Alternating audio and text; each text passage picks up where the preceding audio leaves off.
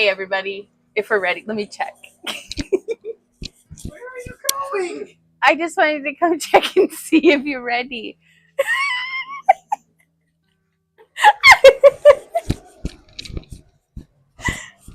Hey everybody, I'm Yvonne with Back to Earth Creations and welcome to today's live stream. Let's do an audio check just real quick. How do I get this attached to my shirt? Okay, hopefully that'll work. I feel like it is precariously perched, but I'm not going to fiddle with it. Today we are working on making this style of pendant. Now, I'd like to be very clear with everybody. This is not a tutorial. I'm finding right now the link to post for if you'd like to follow an actual tutorial for this. I just need to make some inventory for in my booth for our upcoming vending events, and hopefully I'll be able to get enough made that I can post some to our website as well.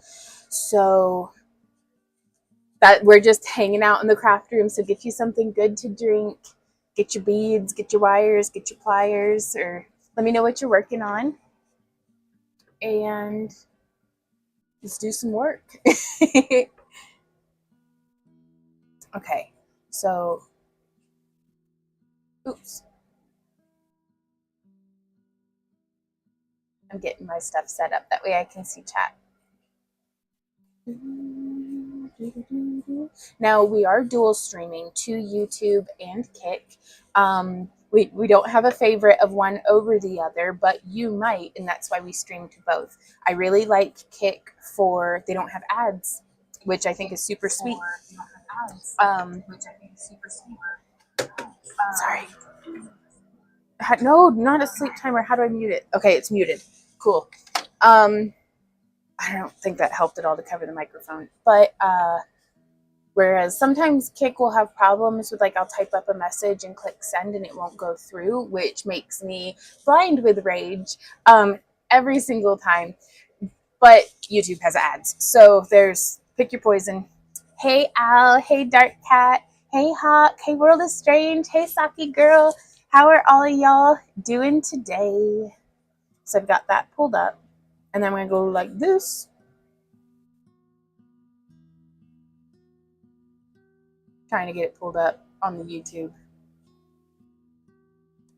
Ember, we started feeding Ember canned cat food, and she has turned into a menace to society because she won't stop yelling at us. Like, Randy was like here trying to like wrangle me before the live stream because I was freaking out.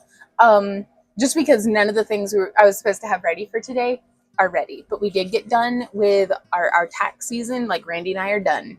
So it's filed, it's paid, everything's done and taken care of. But my hula hoop died. So now I'm like trying to figure, like, I'm trying to deal with that. Sound is good on your end. Right on, baby. Hey, Laura. She says, I've been playing with the herringbone wrap, making dangles. I need better wire, but I'm having fun. Right on. What kind of wire are you currently using? What you gonna do with that pillow? No. Hey Julia, how are you doing? But what wire have you? Oh boy, what wire have you been using, Laura? Because sometimes, sometimes I'll be thinking I'm working with something that's not great, and it turns out it's actually just fine.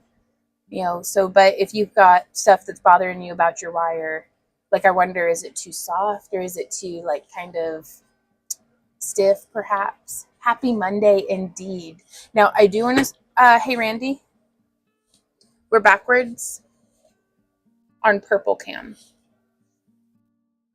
I pair wire, but it's too thin.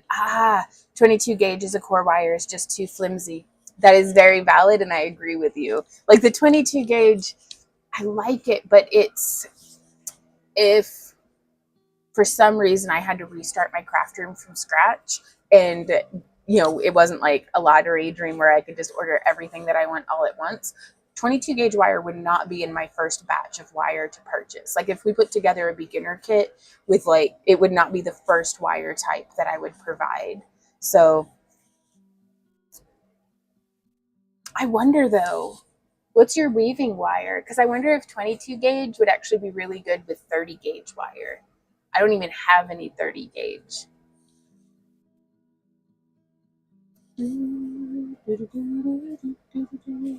Okay, so I'm going to take a moment to do a little bit.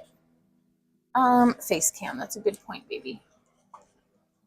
I don't know. Is it backwards?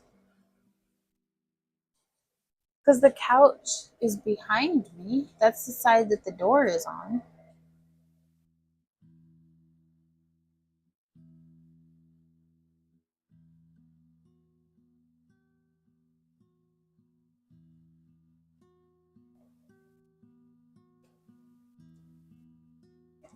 This is not a paid advertisement for Parawire. I'm just screwing with my husband. I have to go give him a kiss.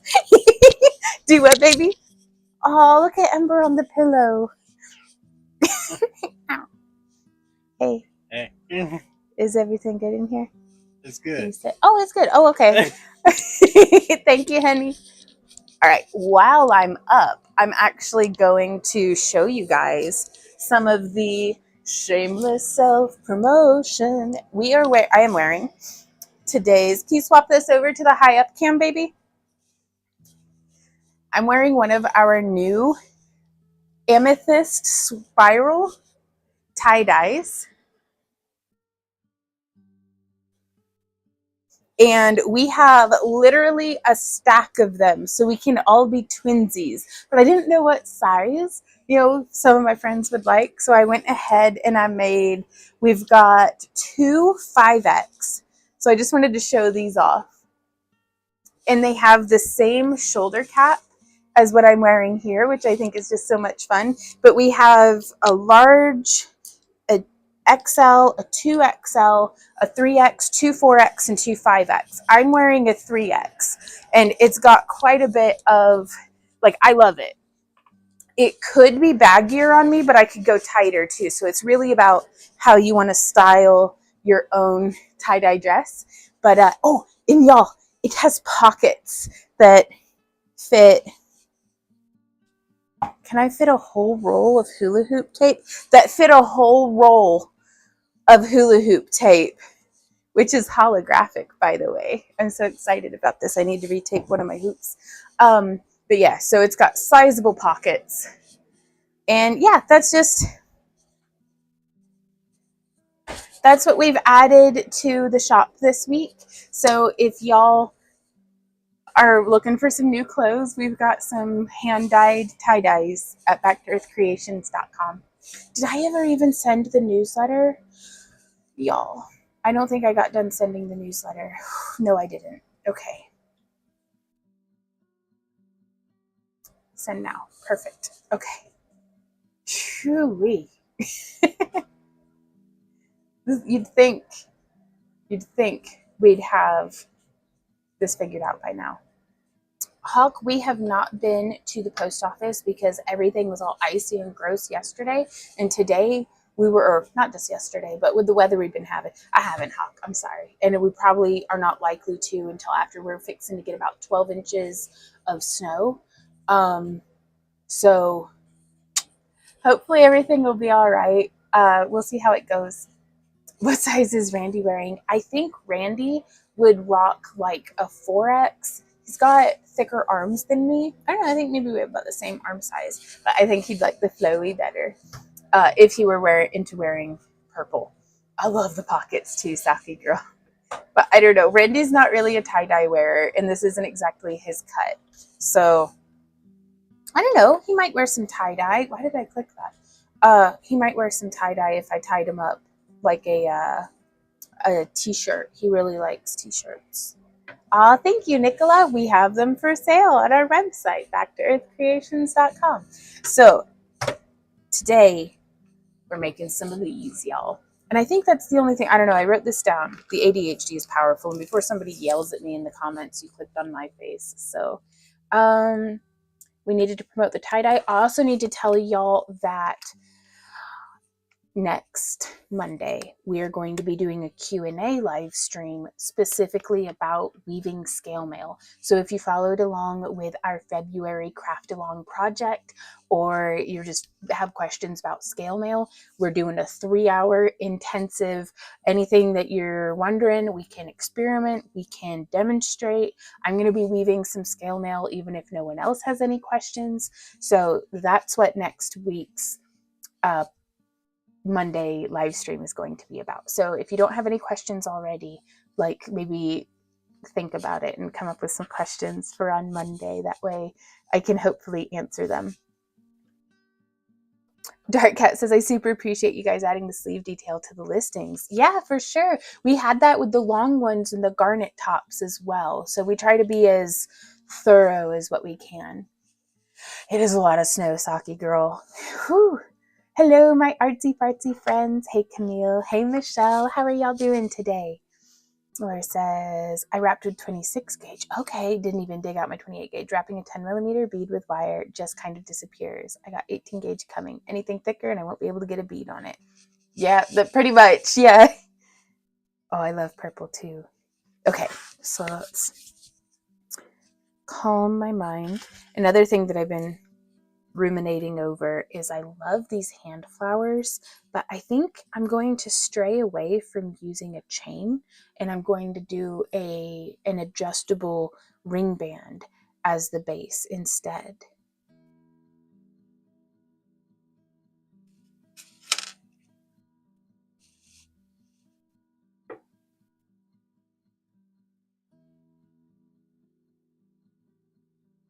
I tried your stone wire wrap on memory wire. Ooh, what did you think of that, Al?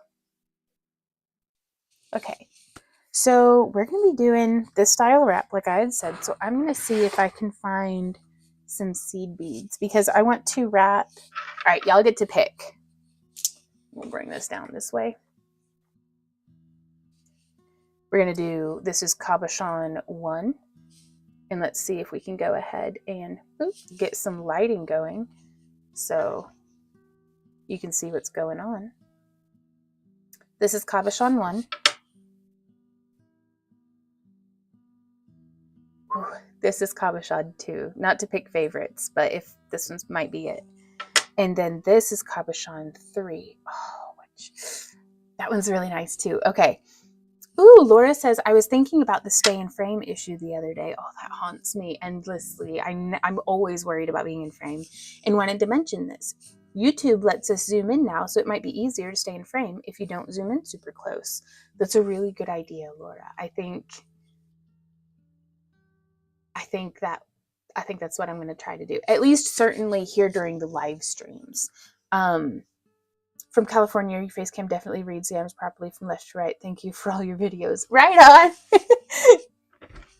All right, everybody picked 2. We'll be wrapping that one first. So now we get to decide what colors of wire and what colors of bead edges. So let's see. For this one, I am going to be using a 16 gauge wire for the frame. And then I'm going to be wrapping with either a 26 or a 24 gauge. Now, if you're wrapping along with me at home, for the frame, I would recommend an 18 or a 16 gauge. And then for the weaving, 24, 26, 28, possibly, I don't know if I'd recommend as thin as a 30. It depends on the size of your stone. My goal here is to use a petite enough wire that I can fit it through the beads that we have on our edge here. But I want it to be a robust enough of wire that it's not going to just get pushed out of the way, because this is all that's holding the stone in. We're not using any glues or anything here. I was thinking bronze. Hey, Sarah, how's it going?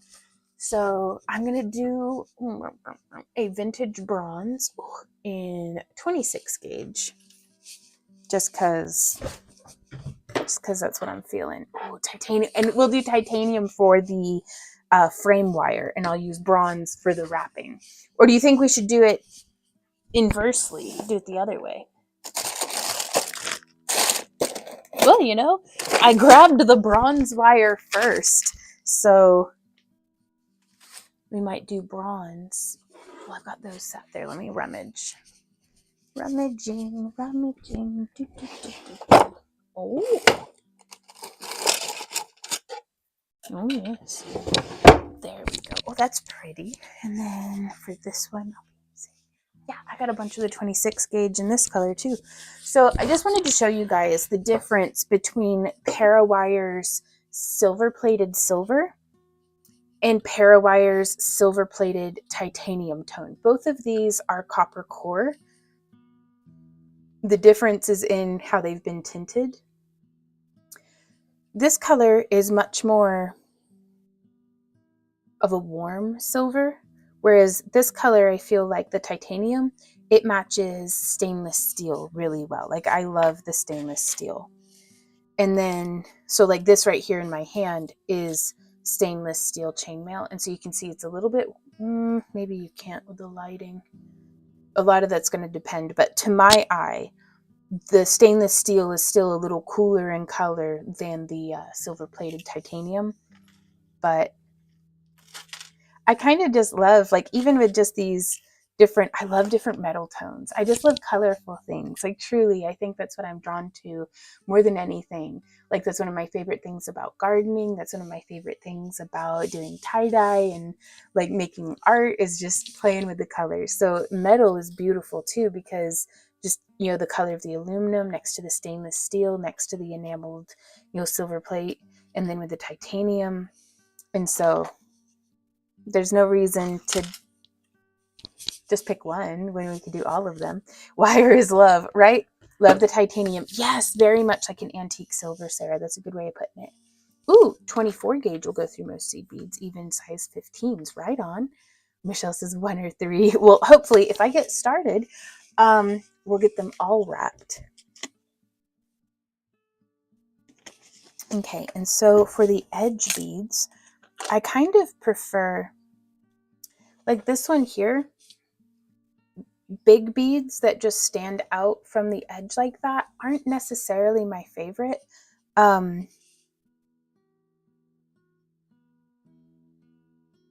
When they're standing alone, I kind of like a smaller bead on either side of it to like build up to it. But I do have intermixed with these earring backs. I have some of these beads from the Potomac bead box. And I think I want to use those, but I'm going to need a smaller bead for on either side of it. And I find myself wondering, let me go ahead and get this out of the bag. I want to see which color I prefer across the face of the stone. Ooh, yeah, of size 11s. I really like the size 11s. So I want to see here if I have a preference for the vintage bronze across the face of our stone, or if I have a preference for, let me see if I can snag a little.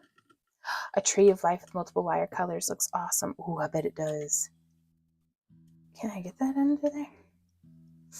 Oh, that's tricky. That's tricky business. I don't know which one I like better. You pick. Whoever, bronze or silver on top. Whoever comments first, that's what I'm going with. Type faster. Randy's over here going, pick number 3, my lord. Bronze. There we go. Okay. So I'm going to use a silver frame. And then we'll do bronze for the wrapping. And so to do a stone about this size,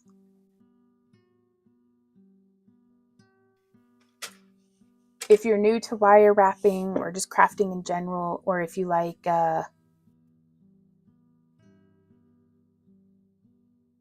if you just like being certain in your decisions, you can measure around your stone.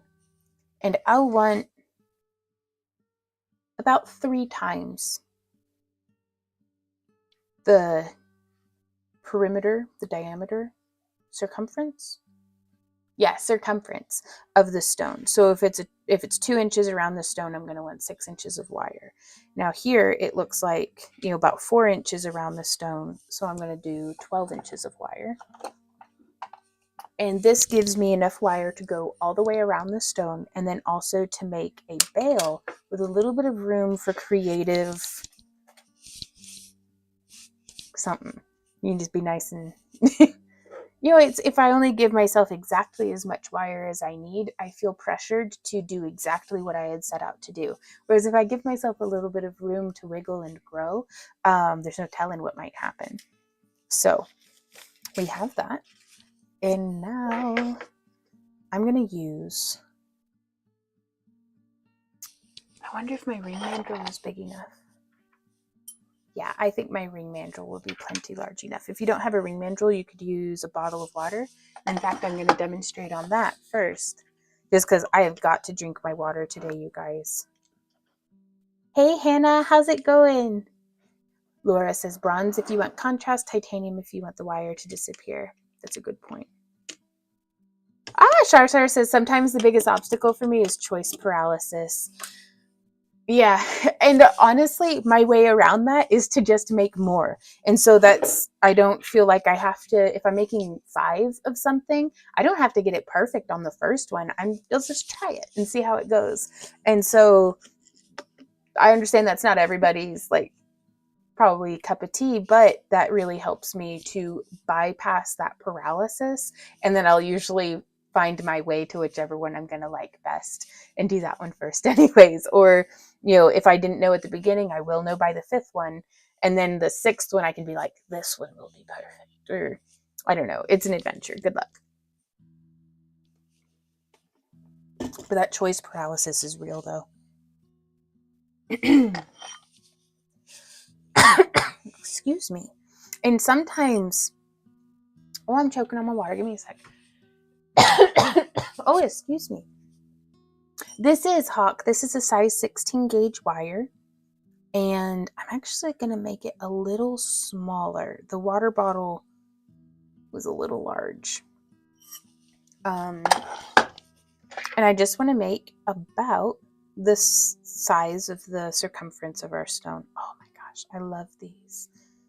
Oftentimes with decision paralysis as well, is I'll start removing variables. So I'm a little frazzled and distractible and scattered in 100 different ways today. And so when I was trying to figure out what I should do, I looked at my pile on my desk, which may look like, a pile of chaos to y'all, but this is actually a pile of different projects that I need to do and I can pick from. So it's okay, I'm going to make this design today. That at least clears out all those other variables and possibilities. So now it's okay, and it's now I just have to pick what tabs and what colors. So it's still quite a bit, still enough to paralyze me in the decision-making process. But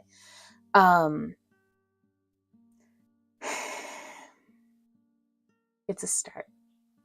Oh, the other obstacle is waste paralysis. It actually contributes to hoarding.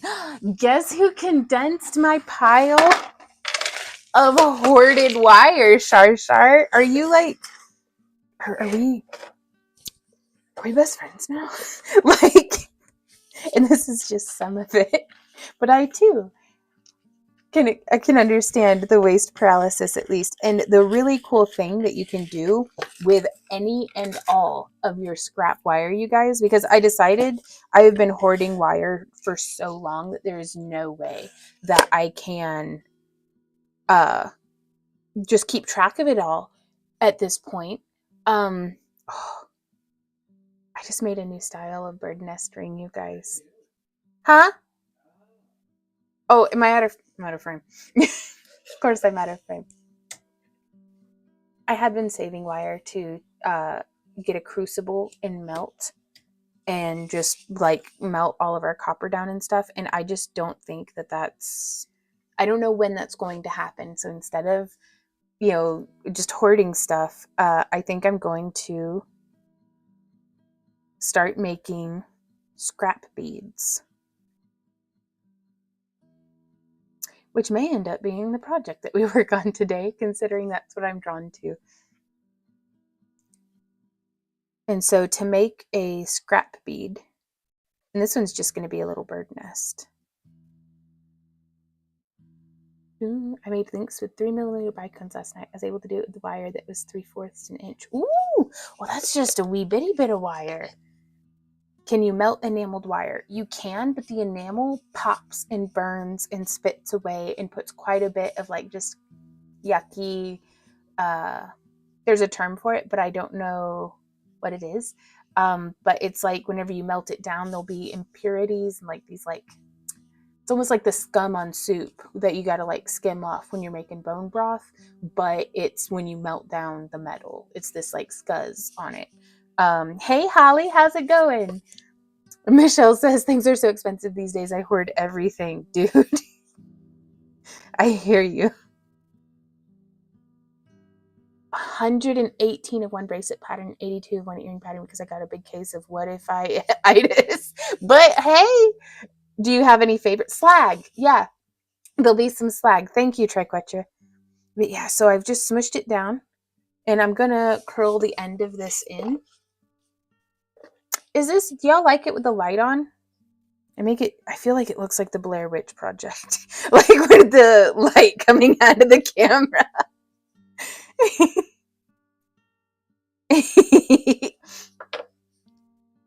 Yes. So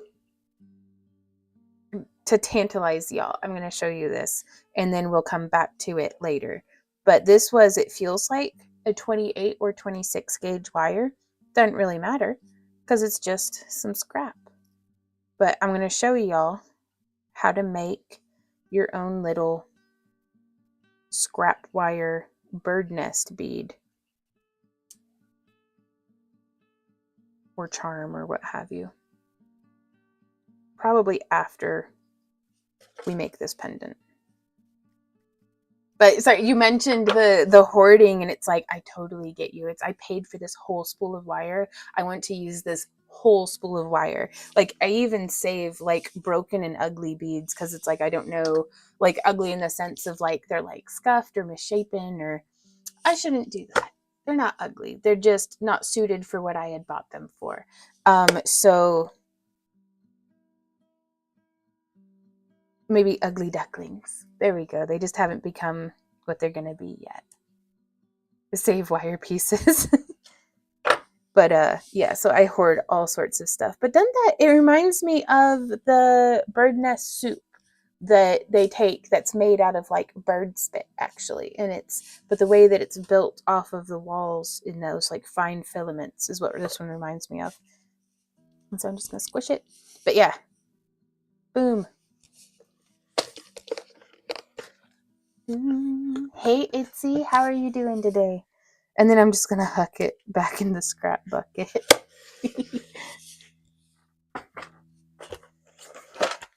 And then I have one that's like, I'll be like, yeah, these wires are substantial. And so all of these, for the most part, some of them are quite small, but I might be able to make them with the small beads like how you've talked about.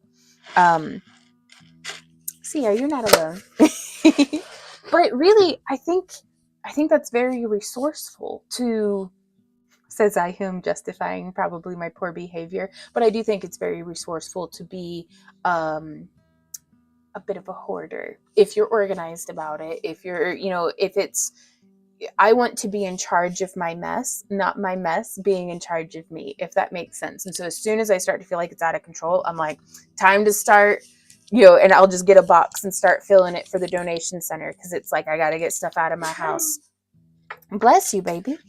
Okay, so we're doing this wrap with a 26 gauge in vintage bronze. Whoop, and I'm going to pull off a whole arm span, not because I specifically need 5 foot 4 inches, but just because I don't need longer than an arm span, because if it's longer than that, then when I snip it and go like this to try to find the ends, it's very cumbersome and that bothers me.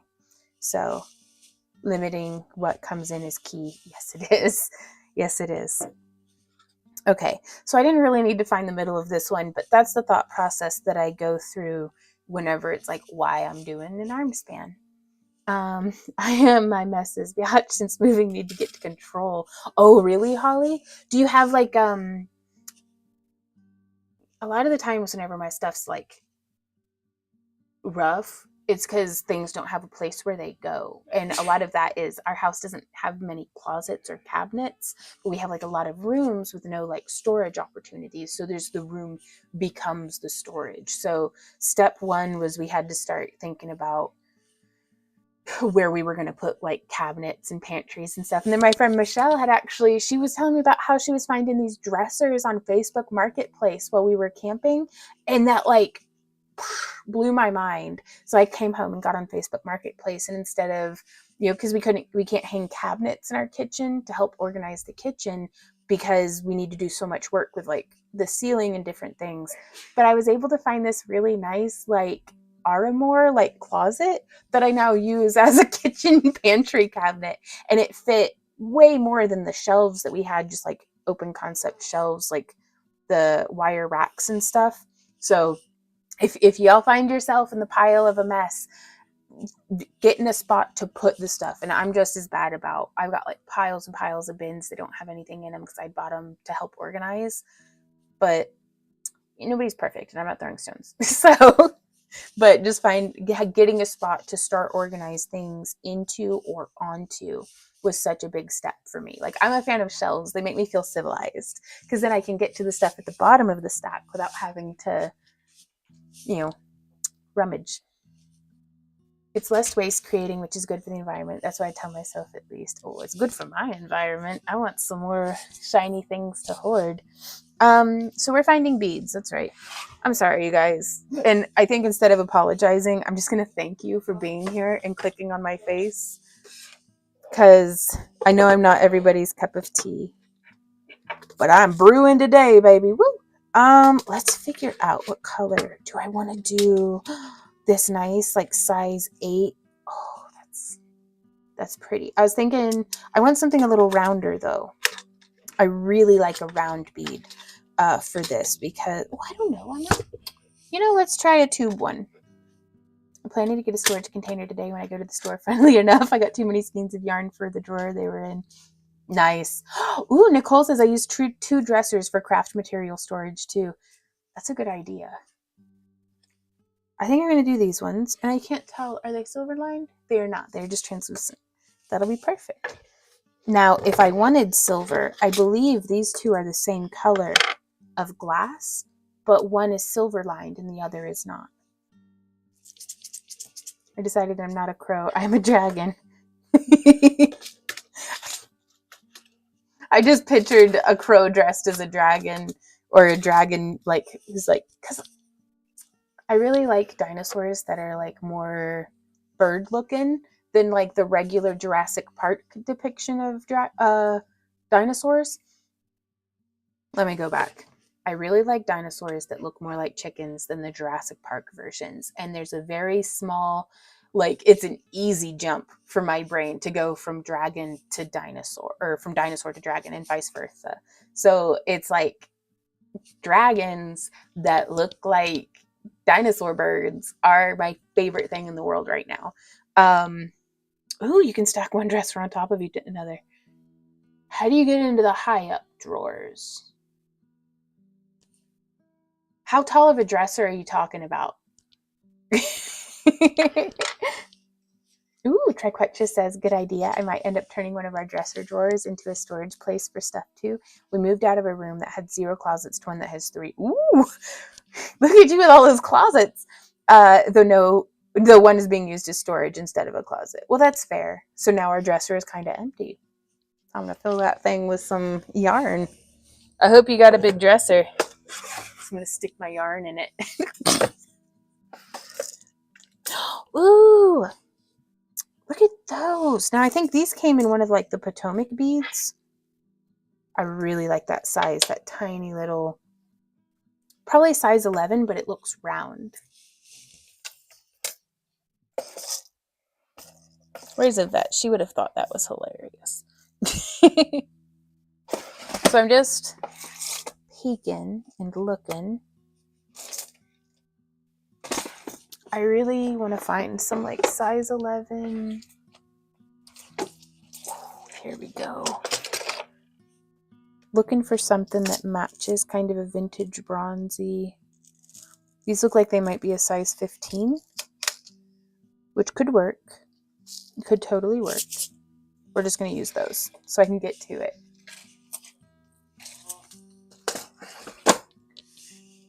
So what I'm going to be doing now is I actually think just straightening this back out because it's going to be a lot easier. But I get a pretty decent idea now of how much space I need to have filled. Ooh, our drooks are glass pearls. What's a drook? Looks like 2mm fire polished beads. Right on.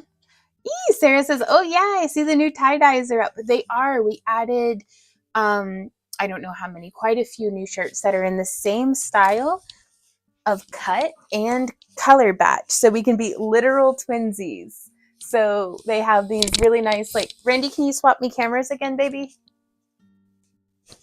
Shameless self-promotion. We have these very pretty tie-dyes up on our website, backtoearthcreations.com.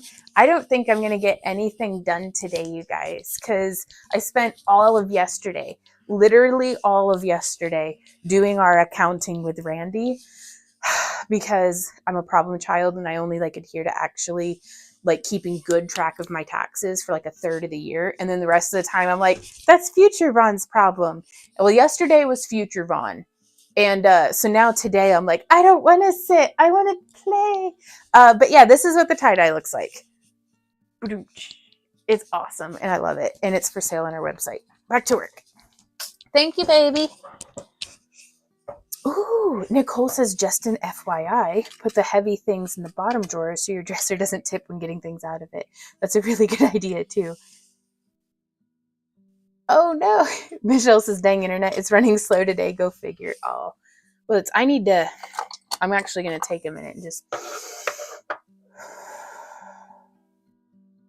slow down just a little because I'm like, I didn't realize how pent up and like tired of being at a desk I was until I was like, let's go jogging. It's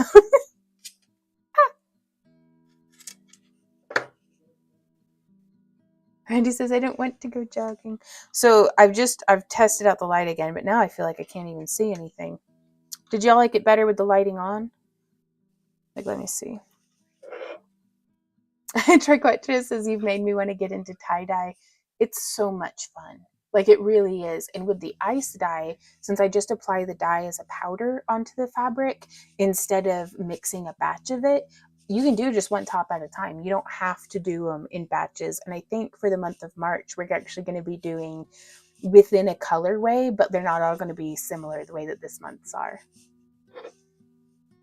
It does, and that's my favorite thing about it, is it's so pretty. Like, I love the colors.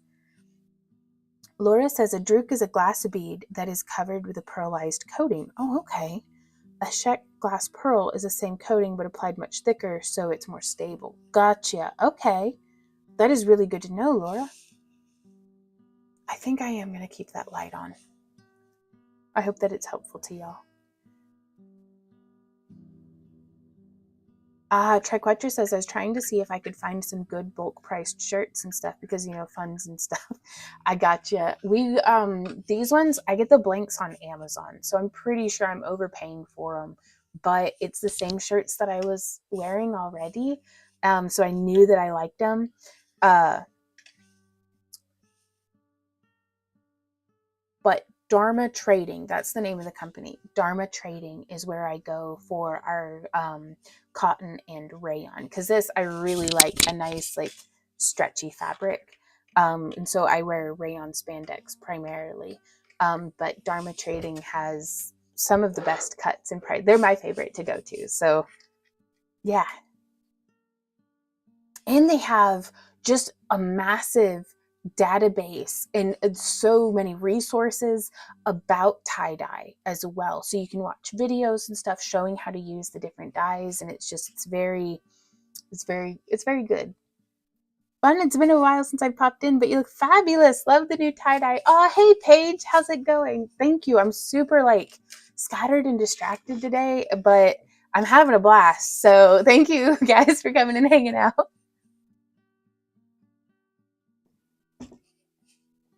Hopefully, if I can't manage to be productive, maybe I'm hoping that I'm helping you to be productive in whatever it is you're hoping to accomplish today. So I'm going to go ahead and we're coiling here a 26 gauge wire around a 16 gauge wire. And I'm going to get about a centimeter on. Ooh, and I'm going to grab one of these things because I want to dump some beads. And so, I was going to do these, wasn't I? Well, we'll just do those ones then.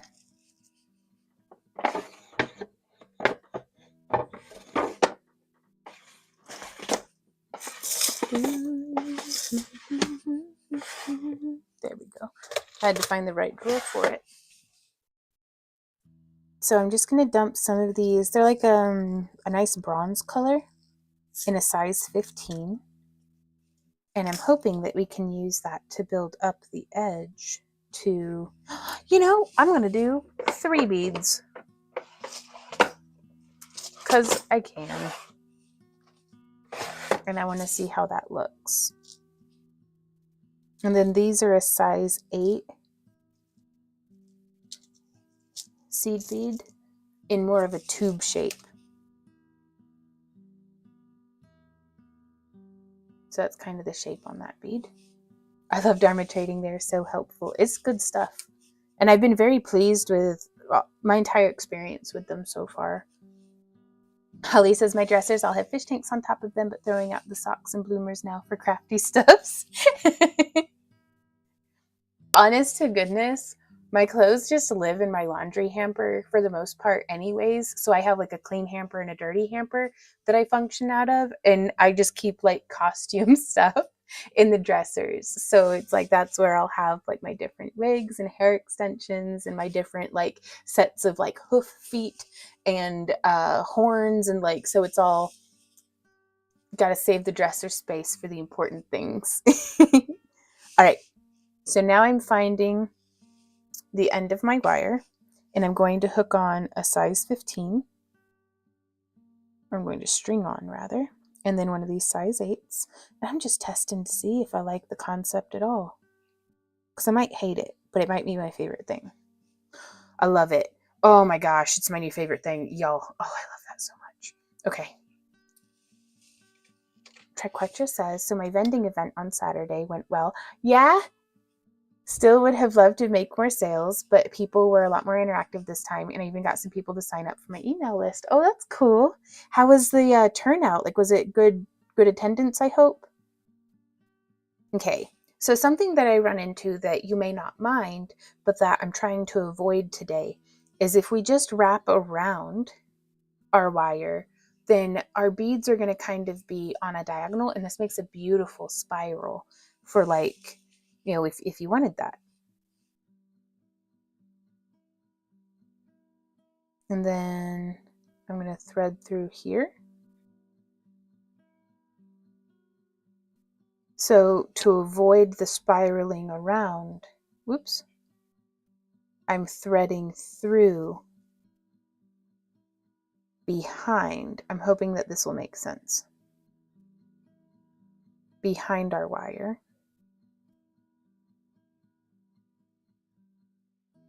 And then as we come forward, I'm going to continue wrapping, but I'm kind of like bracing it with my thumb. So I've changed the direction that my wrapping is happening in.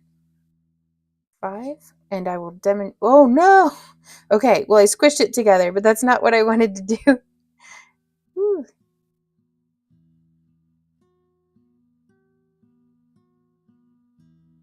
This has me wondering, there has to be a better way where I can do that with it still being nice and tight. There we go.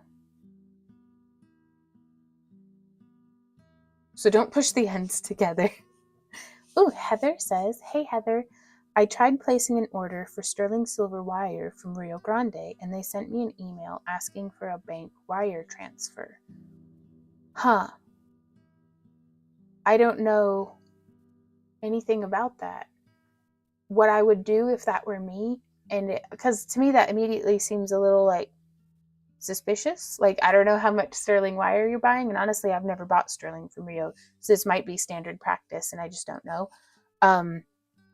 I would go back to the website. I would not follow any links through the email. I would go back to the website and contact them through riogrande.com and be like, hey, I just got a request for a wire transfer. Can you explain this? Is what I would do. But I don't have any better advice beyond that. Maybe somebody in chat can. Ooh, Al says, in the midst of making a shoulder pauldron out of chainmail. That's cool. Is it like solid chainmail, or is it like chainmail and scale mail? Or Triquetra says there were more people this time for sure, and I was in a new spot, which seemed better than where I had been last time. Right on. Yeah, Hawk says call the Rio Grande and talk to a person. Yep. Can you couch it? I don't know what you mean by that. Don't even send money from a request through an email. Always verify it. Yep. And so I'm going to thread on one of the bronze, one of the teal, another one of these purple, a teal, and a bronze. All chainmail, 14 gauge ½ inch, 16 gauge 1/4 inch. Right on. What weave are you doing? And then I'm going to come around again. And this one, I'm feeding up through the back.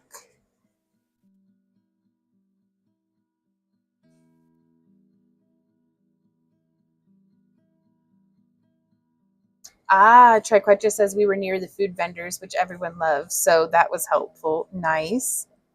Very good. That's good to hear.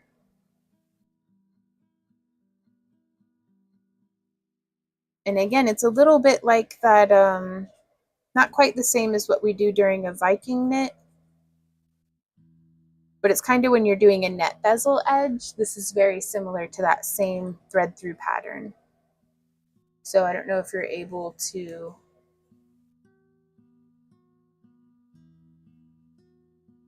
Is that helpful to you guys? I hope. Because from here, I'm wrapping around. So the wire has come down through behind itself and back around. And we're going to go 1, 2, 3, 4, and 5. And just squishing those together just like that. Okay, I feel like my zoomies are passing. I'm so sorry, you guys. And again, I'm going to stop myself from apologizing because I'm just being me. And sometimes I get the zoomies real bad. But I come back around. I settle back down and get on task. I'm zooming back out, y'all. Taking Laura's advice. Hey, Gumnet, how's it going? And so now I'm just going to wrap around using my finger to be supportive to the beads. Finding the end of my wire. This is another instance where if I had more than an arm's length, it'd be tricky to, we're kind of hand sewing with the wire here. So you wouldn't want your wire to be any longer than what you would have your thread. Just for that being within a reasonable range of motion. So I'm just threading this wire through behind, like whoop. So I'm primarily working from left to right here, and I'm stringing the wire through on the left side. And then pulling it a little snug. There we go. Now this is making a little bit of an interesting alternate pattern. But we can't just thread it through. I also want to pull it to try to make these all be centered up next to each other. So now we're going to go 1, 2, 3, 4, and 5. Oh, that's good to hear, Gumnet. And I think I'll only need to do 5 of this pattern of the bead repetition. So there's 1, 2, 3, 4, and 5. And we're going from a size 15 to a size 8 to this like faceted rondel to the 8 to a 15.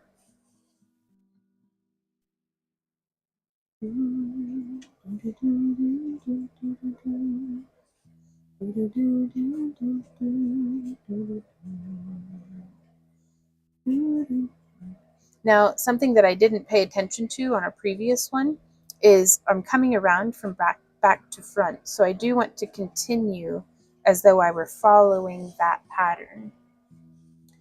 And I thread through in this manner to resist that spiraling tendency.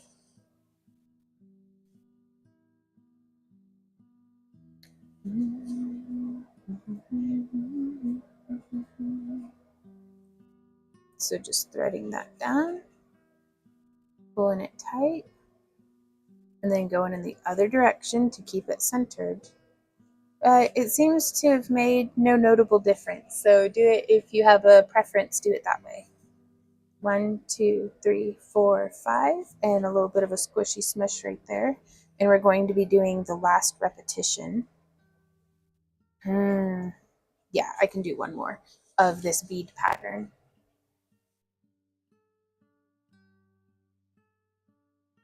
I'm so sad that my hula hoop died. I've had that Atomic Evoke for almost a decade. And during my time as a, anytime I was doing a performance, I relied very heavily on the fact that it glows, just because I wanted something that, because I was like, I'm not very good at this. I need a prop that I can just stand there and wave it, and people are going to go like, oh yes, because it was like for doing like the cosplay contest halftime show, like in between different things. And so I just basically needed to be mildly entertaining, hopefully, for like 8 minutes. So I was like, if I spin it around a bunch and it's very bright and shiny, we should be able to just fake our way through this, like fake it till we make it sort of thing. And so now I'm like, I don't know if anybody's going to have any fun other than me at the Friday night dance party, because my glow hoop's dead. And I don't know how or if we can get it repaired. It might have had a lifetime warranty. I'm going to try to contact the manufacturer and see if there's anything that can be done. There we go. There's our 5th one. And then there's 1, 2, 3, 4, 5, 6, 7, 8, 9, 10, 11, 12, 13, 14, 15. And I'm not going to lie, I'm hoping that this week's shop update with our tie-dye goes really well, because that's going to help me get maybe a new one. I don't know. We'll see. So, hey, Erica, how's it going? What are you up to today, baby Hulk?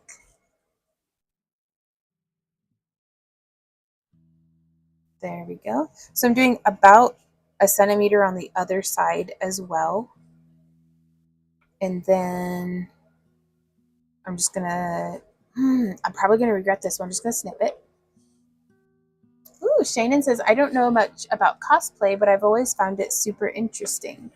I love costuming from like an original character fantasy angle is my own favorite flavor. But I hang out with a lot of cosplayers because I also just love making stuff. And so it's like common ground with other creative folks who are like, I want to make it, and then I want to put it on my head, and then I want to go show my friends. And so, well, I don't like personally dress up as particular like fandoms or anything like that. I just love dressing up, particularly as like horned, winged, wild fey creatures are my favorite. Ooh, Laura says, once you curve the wire to fit the stone, the alternating tendencies should settle down. Right on. Because on other ones that I've done, it doesn't really it doesn't do it much on when it's just a single bead. But we might do another one that shows how it corkscrews around, because this is quite pretty. And I think I have more stones like that too. Where'd our stone go? There's our stone. So now, hey, crafting for introverts. Oh, it's good to see you too. How have you been? And so I'm just shaping this around our ring mandrel again. You can actually kind of see it started to like stand up. We can just take that and smush it back down, but it certainly does inspire that we could do other designs with this, like perhaps like where the only wire work is for the bail and the frame, and then the rest of it is beads. I'd love to try a fairy, huge, beautiful wings, right? I made a dragon with dragon wings, and that was a lot of fun, but I've still never made fairy wings, so I think I should try that. Okay. So I've run into a bit of a pickle. I probably should have done a 6th or possibly 7th bead repetition, but that's okay. We'll figure this out as we go. So what I'm going to do now from here, and you could use a Sharpie or something to mark, but I'm just going to come in here and come opposite of where this bead, I want the left edge of my pliers because I'm going to be bending to that direction. I want right here to be lined with the center of that bead. So I'm going to take that and then I'm going to bend it. And this is me aiming for a centered bail. And if not, we can scooch the wires, and the beads around. So let's try one more time for a nice fitting. We want this to be sitting just on the edge of our stone. We don't want it so tight that the stone can't pass through it without tipping, because that means it won't lay in it. So whereas like right here, that's pretty good. Do you see how that passes through quite comfortably? But I don't necessarily want it, so big.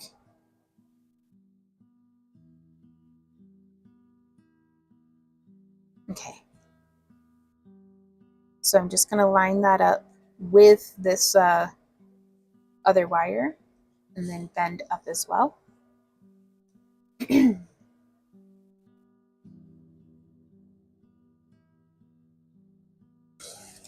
right. Sorry, I'm like trying to slam waters because I'm so dehydrated. That's okay. All right. Yes. Perfect. So now we have some choices. We could do a figure 8 style bail, which I had actually gotten an email, and this might be I should have emailed them and let them know that we were live streaming. I might be able to demonstrate this because I had gotten a question earlier today about, well, let me pull it up.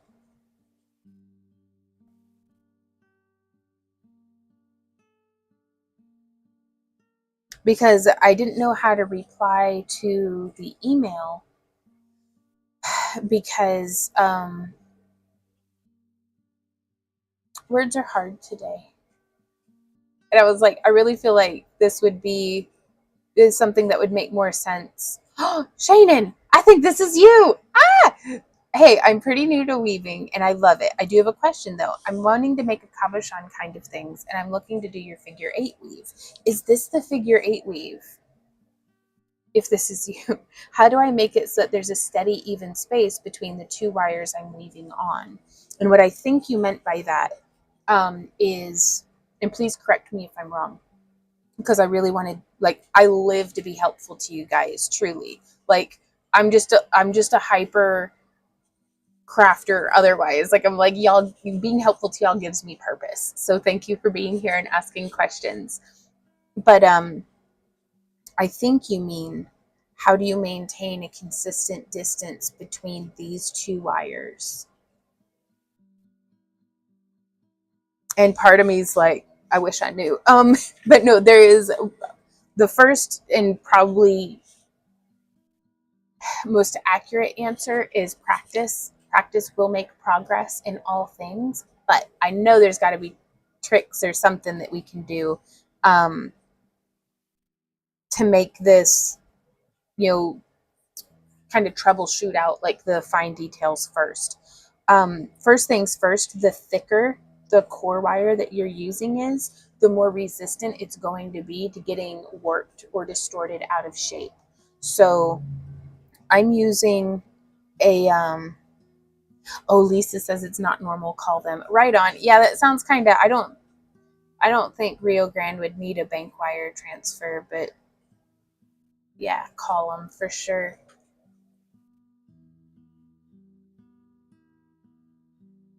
So I'm using a 16 gauge wire, and then I'm wrapping with, currently I'm using a 26 gauge. If I were using an 18 gauge, I'd honestly probably recommend a 28 gauge for your weaving wire.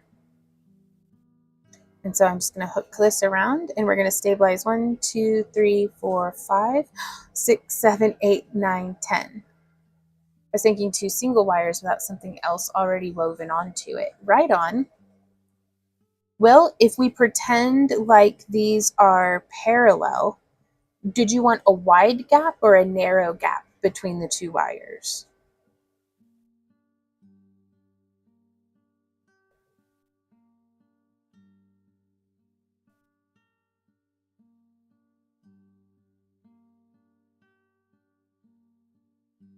Because I think CSL Designs has a really great tutorial showing how to do parallel lines with a figure 8 weave, but it's spaced out enough that it's like a wide bezel, about 1/4 of an inch. Right on. I would probably use, if I had a square mandrel, I would use that to just kind of hold my work on, to do my weaving up against, or to have it, you know, like right here or something. I wonder. Like I would try to figure out a way to clamp the wires, perhaps too. So maybe those 2 would be places to start. And if those are helpful, excellent. If not, we can troubleshoot some more. So I've done about 10 little wraps. And if you're afraid of wasting wire, you don't have to snip off that end. You can just add a few more little wraps there like this, and then smush down that end. And then my brain just went like, dopamine, like a little dopamine fairy that just sprinkles some happy chemical onto my brain. So that, because I didn't waste the wire. Oh no, what went wrong, Leaf? And so I'm just kind of smushing that down and in to kind of sit well with our other wire.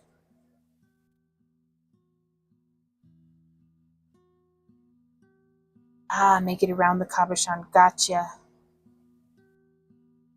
Okay, and now I'm going to come through here.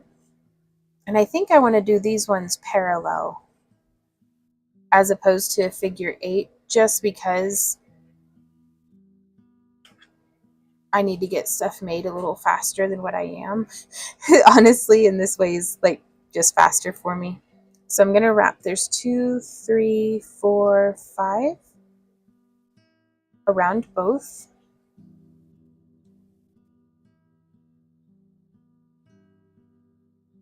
And then there's 1, and then there's 2. And then I'm going to use the side of my pliers to give it the old squishy smush. You can slide a plastic bead on the outer wire to keep the spacing. Oh, that is a good idea, Julia. Like kind of doing, yeah, that like maintains. I mean, I'd probably want to use something that's at least round as opposed to oblate like this. But that's a really good idea, Julia. I'm not sure what went wrong, but the wires that held the cab didn't work right. Right on. And you're talking about on this style? Hey, Elian. Elian says, I ordered a wire crafting kit from you. Very excited. All right on.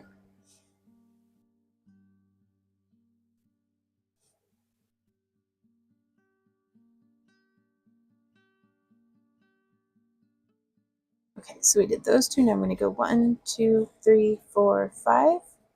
Then around 1, figure eighted to around the back. Yep, oh, got you. Right on, Leaf.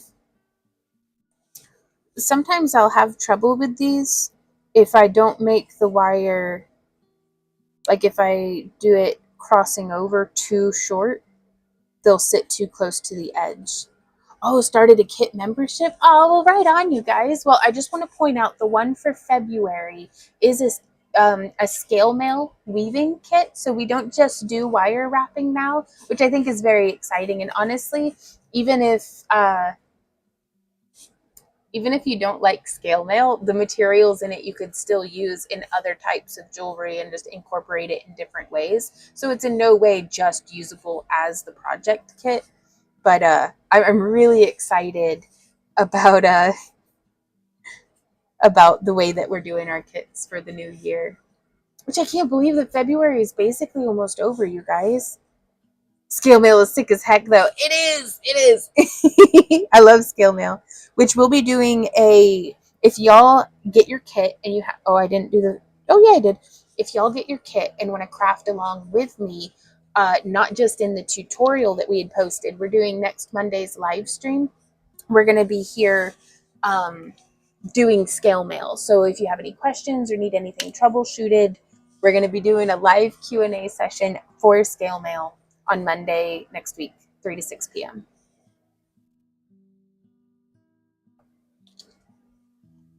Shake your tail feathers. Okay, so we're going to go, there's 1 and 2, and 1, 2, 3, 4, 5.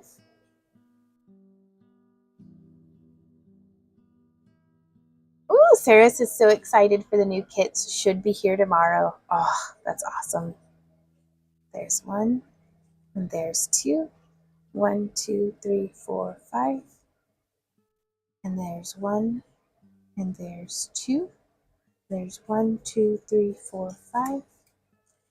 Yeah, February is going by so fast. My car is due for reg at the end of the month. More money outlay.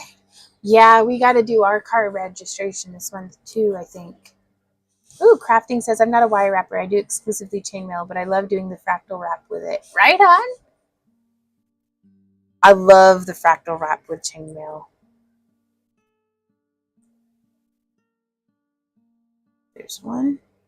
Like, especially, I love the half Persian 3-in-1 bezels with a little fractal wrap thrown in there. My name is pronounced like Shannon. Oh, right on. Thank you for letting me know.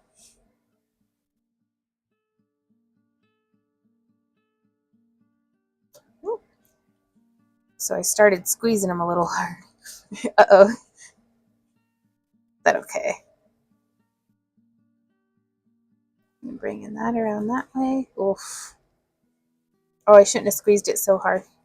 I was getting excited. Thinking about the kits. Beep boop. So I'm just going to open that up a little bit more. And then we're going to go 1, 2, 3, 4, 5. Wrap. Wrap. There we go. Like Linda. Gumnut is like Linda.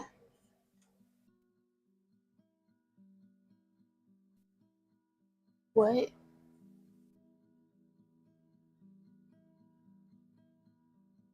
I don't know if I'm going to remember that one. I'm going to be honest with you. Oh, but I'm saying Gumnut okay, though? Okay. Right on. Leaf says I wanted to get the box this month and the check engine light came on and the scanner coded is beyond my skills, so it goes to the shop Wednesday. Oh no.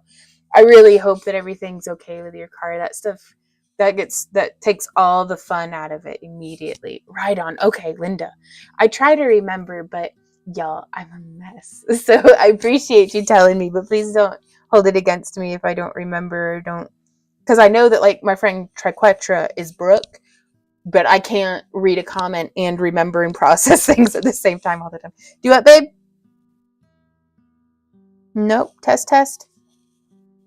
Beep, boop. Okay, it's still working? You good? So I'm going to do a little bit more. I want to come to like here. I don't know why. I just feel like that's where I want to go. 1, 2, 3, 4, 5.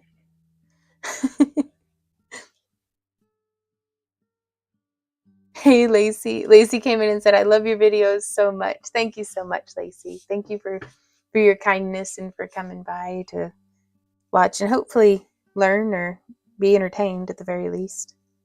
3, 4, 5.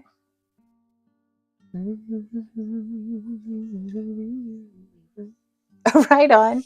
Well, it's so lonely in the craft room, honestly. Like, because I want to go and hang out like at my friend's house, but all of my crafty stuff is here and I want to play with my crafty stuff. So doing a live stream, we all get to sit in our little craft nests and then like hang out. Oh, right on. Lacey says your videos are what got me into wire wrapping. I just started a month ago. Oh, what all have you made so far? Like, do you have any favorite projects or things that you made that you're like, this is my favorite? Okay. And then I'm going to let's do 5. So that's 1, 2, 3, 4, and 5. Now, in a perfect world, I'd have had a long enough piece of wire to do all of this all the way around without having to cut it, and I would have built up and then done the bail, and then all of this, I'd still have like another like 5 to 7 feet of wire. That is not the case, so I'm just going to snip that off. But don't worry, that's plenty long enough that it's not going to go to waste. Excuse me. Hey, Nita Bug, how's it going? He says, hello, it's been a while since I've caught you live. Yeah, how have you been?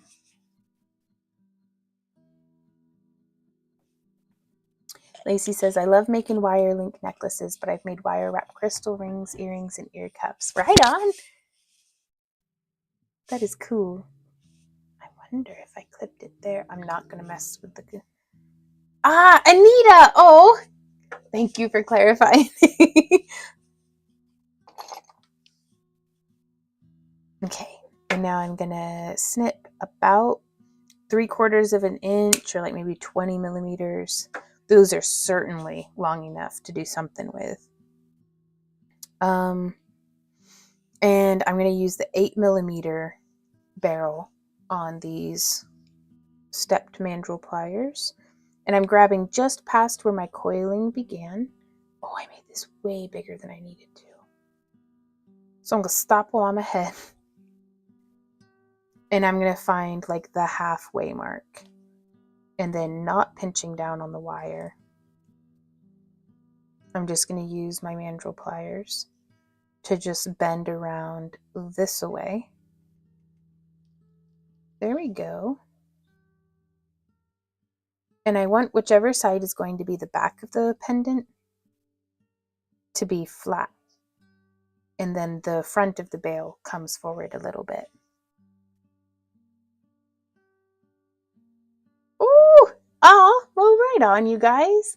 Shannon says, same here. Catching your video got me started wire wrapping too. I've watched for like 4 months, but just started myself not even a month ago. Right on. Well, same questions to you. What kind of stuff have you been making? What kind of stuff are you... Do you have any favorite projects that you've been doing or anything that like...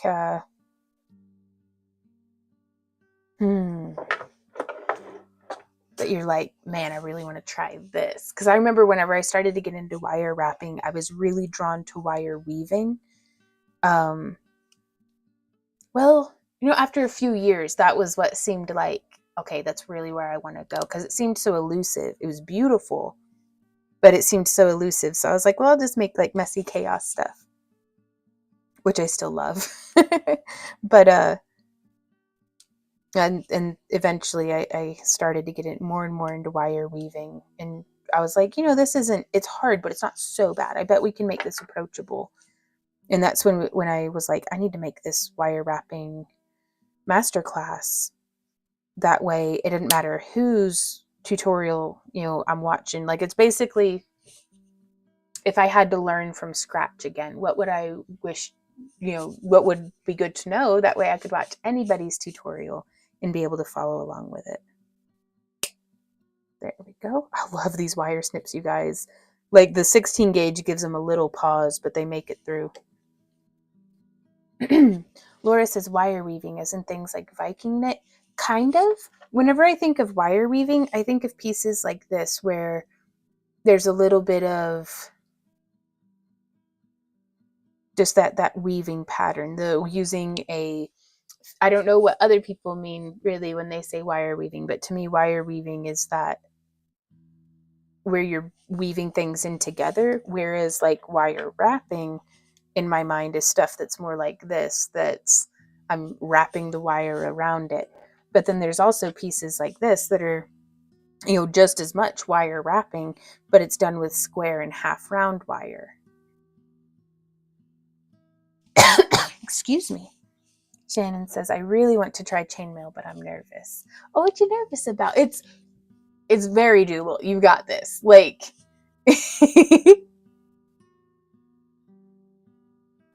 Leaf says, ooh, was that a stripy glass cab? It is. I'm trying to recreate this sheet that we had done. This was one of our sheet melts where we stack the different layers of glass and then like melt them. So it's like if we took 5 and stacked them. So it's like, and then we melt it down and then we smash it. Though actually this one, I think what we did is we cut it on the band saw, the ring saw, so that we then turned it, and each little slice that's this thick had like 5 layers in it. And then, so when it melted down, we'll do it again and make a video and it'll make a lot more sense. Nita says, chainmail is what I love the most. Chainmail is one of my favorites to come back to when it's like, I just want to make something without having to like think too hard. Like whenever it's a weave that I'm like, I've got muscle memory at this point. We've been making chainmail since like 2008. Like professionally since 2008 at least. And I want to just like sit down and like watch a show. Like it's very meditative and like peaceful. Whereas wire wrapping is whenever it's like, I want my mind consumed by something. So,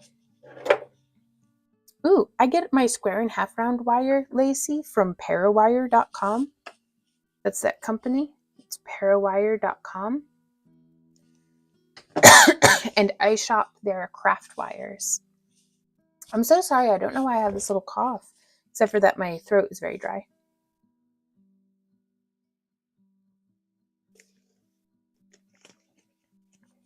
I agree, crafting for introverts. Chainmail Joe does have a fantastic kit with instructions. Honestly, I think chainmail might be one of the best like gateway crafts, because all you need is 2 pairs of pliers and like a bag of rings and you can go ham. Like, for like $100 and a pair of pliers, you can have that whole Chainmail Joe kit, a very well-written book that has like the instructions and pictures, and then just find yourself some pliers that fit your hands well, and you're crafting. That was our very first vending event, was mostly chainmail, because with one chainmail kit that had like 6 or 7 different sizes and metal tones of rings, we were able to make a pretty diversely stocked booth. As far as it's not just, we didn't just have pendants, we didn't just have bracelets, we had some earrings, we had some necklaces, we had some bracelets, because really a necklace is just a longer bracelet, or a bracelet is just a shorter necklace. We were able to figure out how to do that half Persian 3-in-1 for the bezel setting, which I don't think we already tagged them all and packed them all away. I have got to focus and do this wire wrap, or it's never going to get done. So I'm going to pull off about 10 feet because I do not want to run out of wire on this one.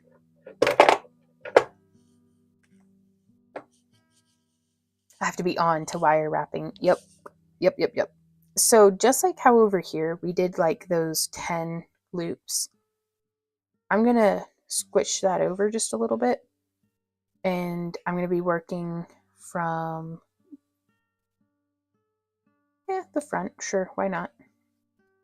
And I'm going to go just using the shorter tail of my wire. I'm going to wrap around here until I run out of this wire, quite frankly.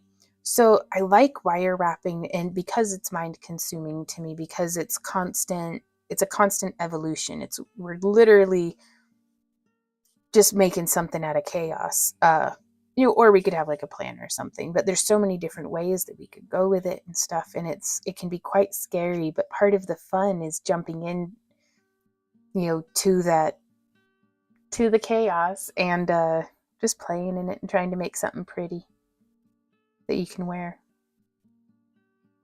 Oh, Zeron pliers. Leaf says, I third chainmail Joe. Nice. Chainmail for brain rest for sure, Leaf. And so whenever it comes to where these two wires would be splitting away from each other, we can actually start to splice in, perhaps. And what I mean by that, and this really only works if they're going in the same direction. And I don't see as well as what I used to could. Oh, yeah.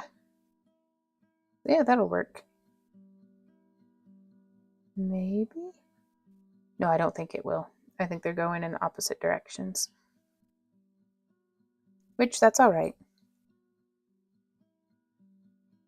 So we won't go over wire splicing at this time. But I don't think it's a bad thing for this to be happening how it is. Because that's probably the hardest thing for folks who really want to wire wrap and are having a very difficult time. They'll be like, but is it the correct way? And it's like, well, there's not really a correct way. Like, whereas with chainmail, there's a clear, this is the weave, this is not that weave. With wire wrapping, it's like, sure. And so I've had some students, especially when we're teaching in class in person, and they feel like they're a little on the spot, and they're like, what? Like, they want a little bit more of a structure to function in. Uh-oh, I squished this one up like super bunches. Okay, Shannon asks, are you smushing the wire in the other weaves or stacking them on top? I'm just doing them next to each other right now. So there's still a little split in there.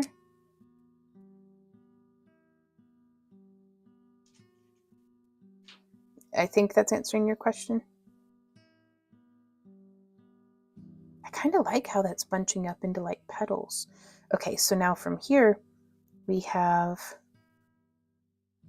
and I'm kind of bending this so that it's more centered, like as opposed to being just leaned off to the front or towards the back. Ooh, Hannah says, talking about brain rest projects, I realized that crochet is that type of thing for me. Oh, that's nice. I love crochet if there's somebody like keeping track of my stitches for me, because I can't, unless I'm doing just like a simple crochet, like single stitch or something, or just over and over the same exact single stitch pattern, I get lost. Like, granny squares are so hard. Okay, let's see. Yes, I'm going to do another of the bead pattern across the front of our bale, just right here, just because I want to. Uh-oh, kinky wire. I've never used Zeron pliers. I'm afraid I might really like them and then have to get like some expensive Zeron pliers.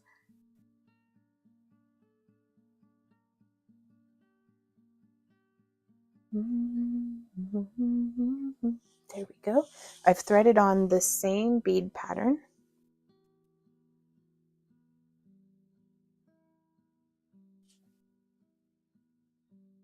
And I'm just going to bring that kind of around the front there. Oh, I like that. And I'm just going to feed up and through. Whenever I'm working with a lot of wire like this and it's cumbersome to find the end, I'll just feed through. Just a moment, y'all.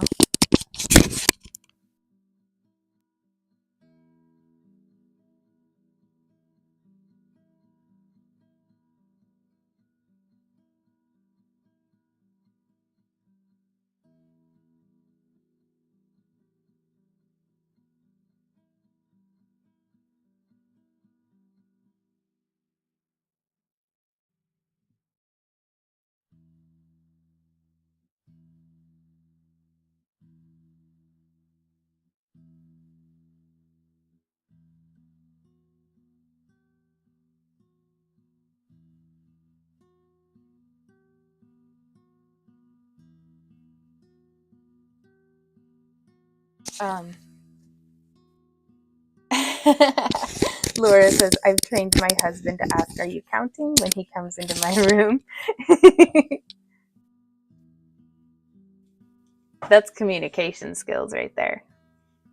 But once you get Xeron, your descendants won't have to buy pliers. That's true. That's a fair point, Laura.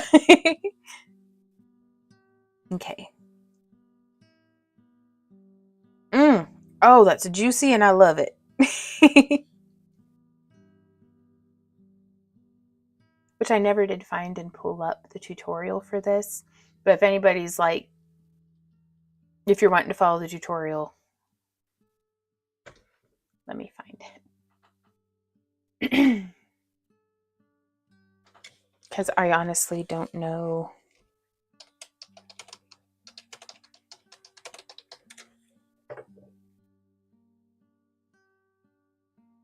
There it is. Oh, I called it the spirograph picot pendant.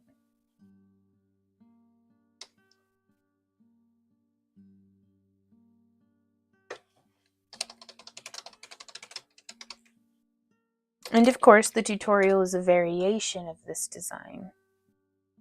There we go. And hopefully I'll be able to do that in the comments afterwards.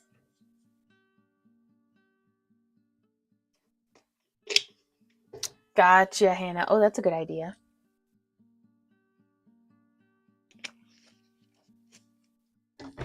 Okay, so now that we've done just that little bit there,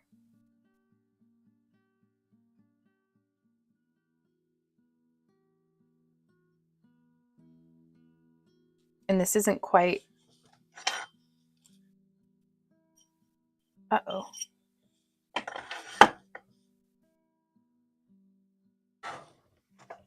I'm looking for tapered things that are round instead of, this is in a ball pump.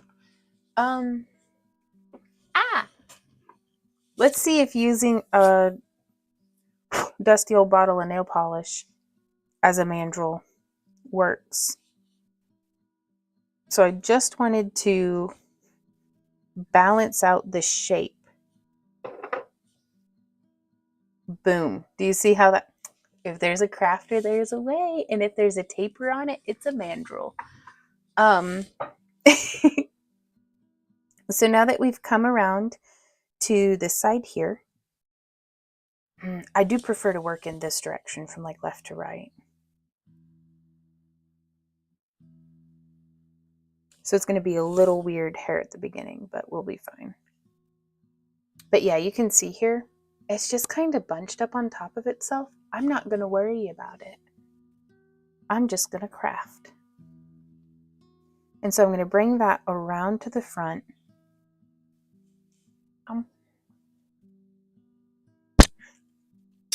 All of my jewelry has been in my mouth, you guys. I'm so sorry. But it's my third hand. Okay, so we're just coming through and I want to open up that loop. And I'm going to make this, I'm not pulling super duper tight. And then I'm going to come, I think I'm just going to come through the bail. Hey, Sherry, how's it going? Just trying to find the end of my wire so that I can feed through the bail.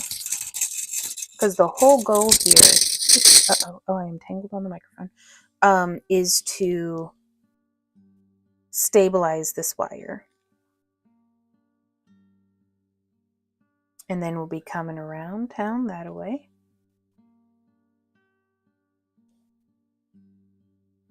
And then I think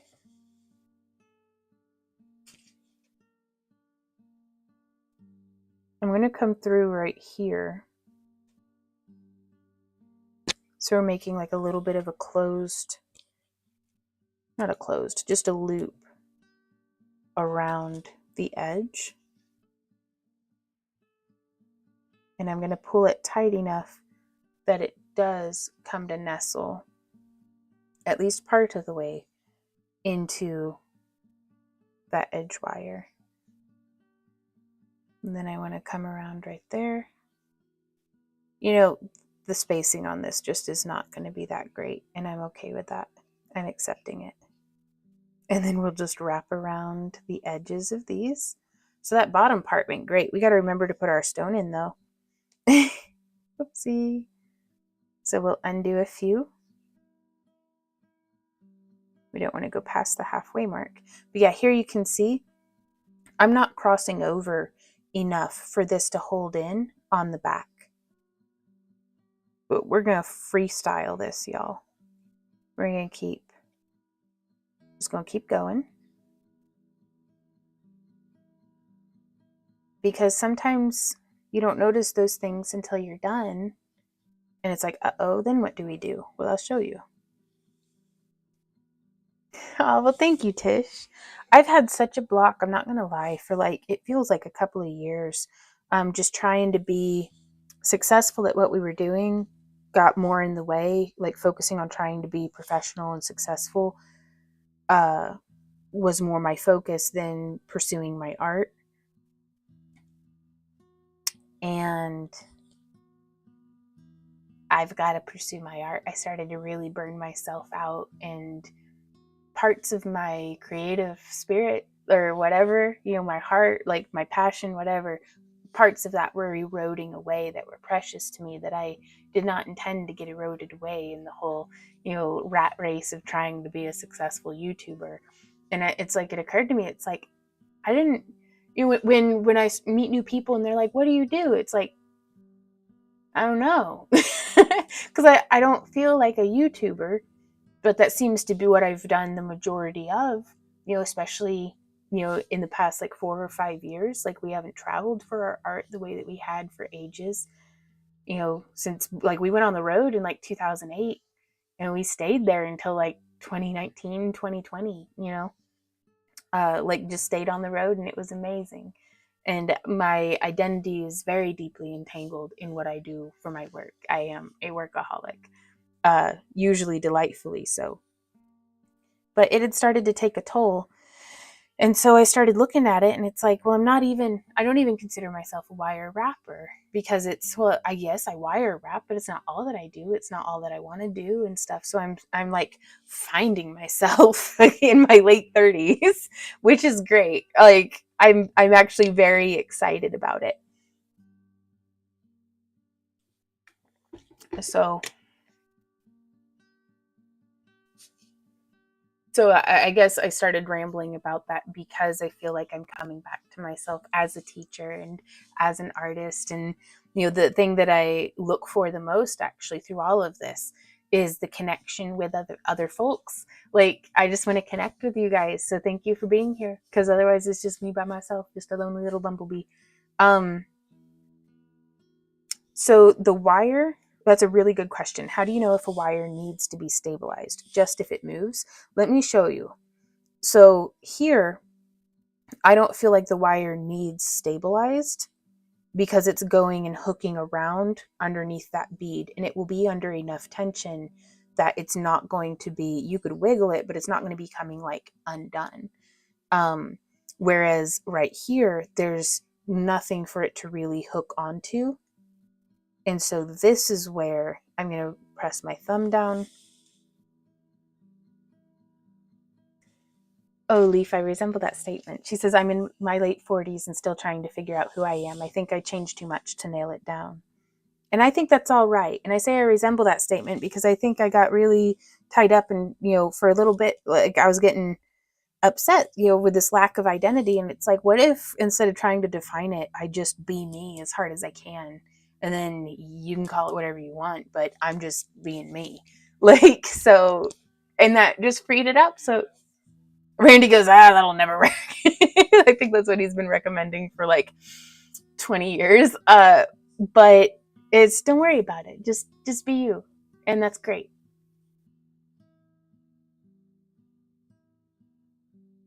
A flower doesn't worry about, what taxonomical order it's in or anything like that. It just blooms. So I'm just going to be blooming.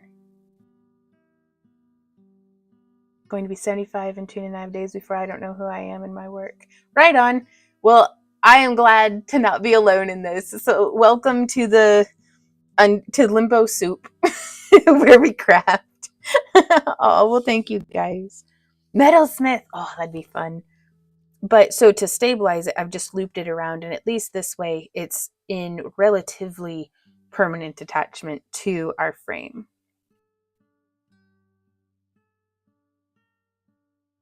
And then I think I'm gonna, unless anybody's coming at this with a ruler, it doesn't matter if we're perfectly spaced around the edges. In fact, what if we embrace the chaos and just start stapling it onto places? And by staple, I mean just wire wrapping. But yeah, you can see the shorter I make that connection across the back, it's really letting me down as far as the wire on the back goes, holding in our stone. That's okay. I mean, it's not at all what I was originally going for, but we can figure it out. So I'm just using my mouse here, and I'm going to come through the other side of I'm going to come through the other side of this wire, hooking through something that is stabilized down. So I feel like a spider building her web. Just the more experience you get with wire wrapping, the more you'll get a feel for if you trust it or don't trust it whenever a wire's hooked through something on what excuse me, on whether or not it's going to fit. Hey, Randy, could you bring me a honey stick and a cough drop, please? Okay. So they're in the kitchen next to the coffee frother. Okay. And so I've wrapped through just right there. And now I'm going to hook through the back side.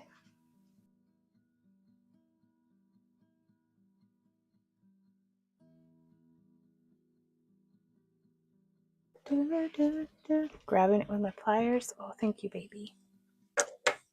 It's even my favorite flavor. So now you get to hear cough drop ASMR. I'm so sorry.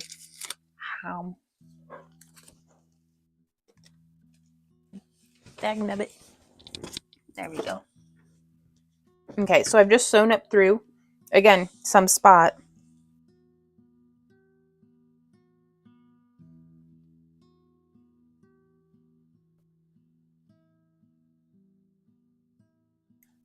Now I've chosen this spot because it's relatively where if we had a bead cluster there, it's right about where I'd be wanting to hook around that bead cluster anyways. Okay, so I'm going to bring that around the front, and then we're just going to loop around the back, like all willy-nilly.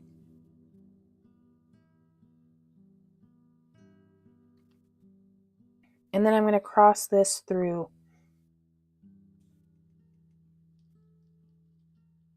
Yeah, maybe. Well, I'm trying to be tidy about it. I'm not like bleh, like using my I'm not using my tongue on the wire. We're not tying cherry stems over here. I'm just using the Oh Randy comes in and he's just going oh goodness. Hey Esoterica, how's it going? Hi Vaughn and Randy and all the fantastic creator people. Hey Trisella, how's it been since we saw you last? Okay, so we've come across here to the back. You can see, I mean, it's not a perfect fractal wrap, but I think it's very pretty. And really, that's perfect enough for me.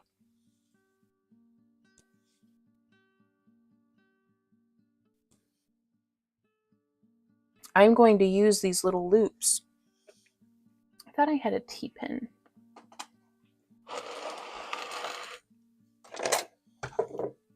Hidden somewhere. Pardon me. Oh well.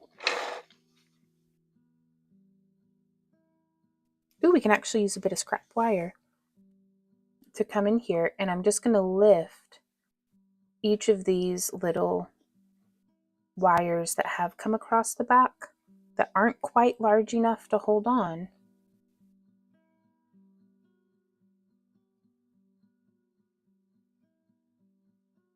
I'm just catching one side of them and I'm just pressing inward. In this way, we can make a little spot to hold on to. Now, this is such a thin wire, I wouldn't trust that on its own. It's like watching a 2-year-old who puts everything in its mouth, right? But I mean, it works.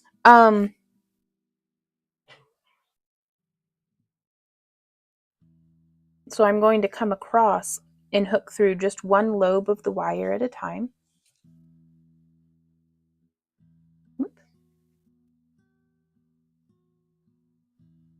And so we've come across that way, and we don't necessarily have to hit every lobe. And then I'm going to hook through down here. All right, that one might have a little bit of cough syrup on it.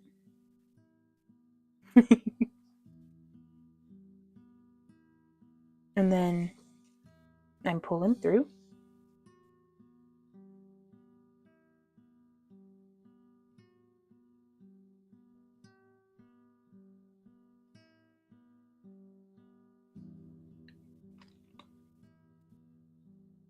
And you could probably choose a pattern.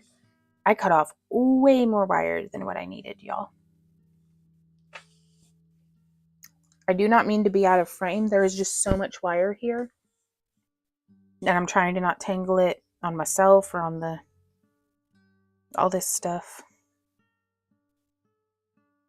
So yeah, I'm actually going to go ahead and snip like boop right there, just to make this more manageable.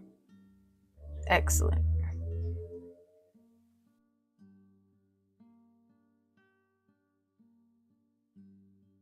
Now, if I had thought ahead a little better, we could have done a more intentional pattern. But I kind of love the weird little randomness of it. And from here, we can choose where we want to attach to. And I'm just going to get us through the bail. And then I want to fill in this gap right here. So to do that,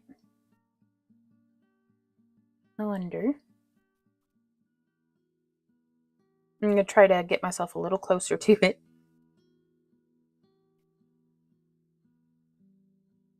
By just hucking through itself.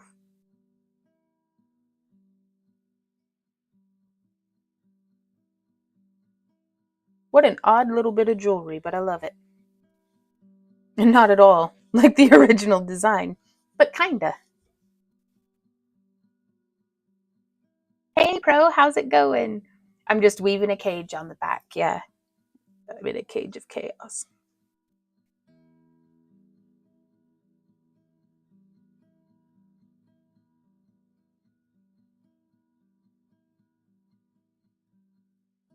And so now I'm just just a basic little whip stitch, stacking the wires next to each other to fill in that gap.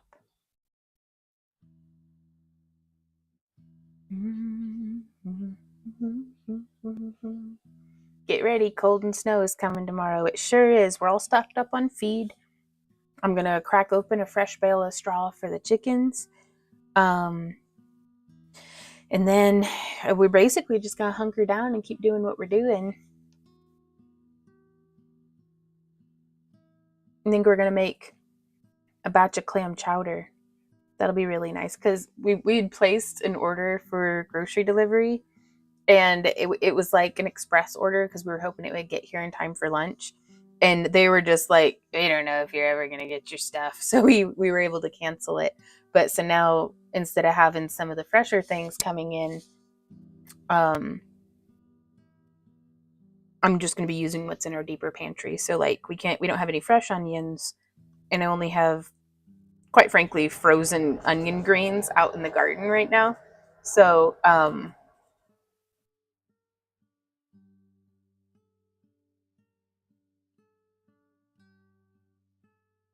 I love that.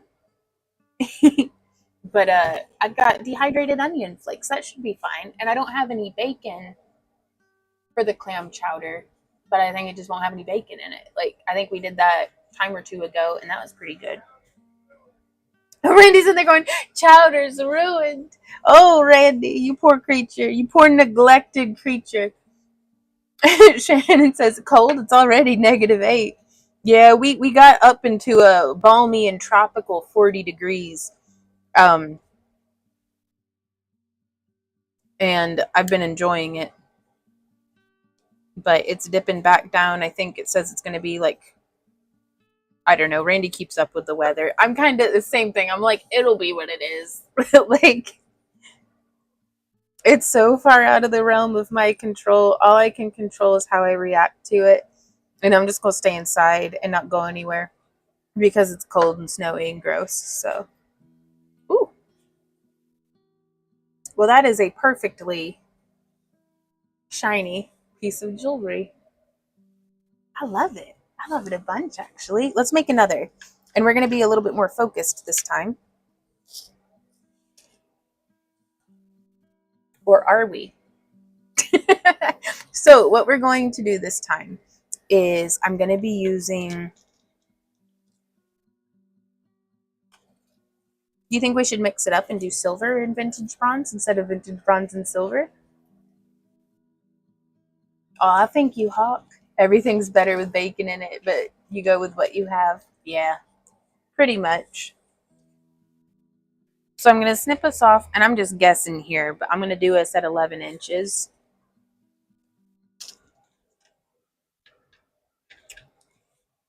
And I think I'm going to do this one because I'm doing bronze and silver wire. No, I'm going to do this one in straight silver. This one's going to be bronze and silver. Wendy. And so what I'm going to try this time is doing the 2 full arm spans. So there's one. 2 of the titanium tone plated wire. Are y'all prepped up and ready for the snow, Pro?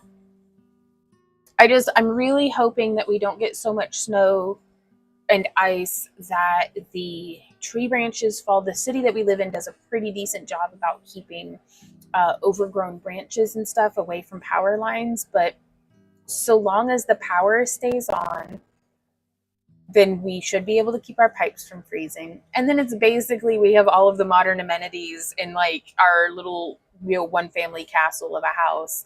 Like, this place is a mansion to me compared to what I grew up in. So like, I'm very, very happy to be homebound by the weather.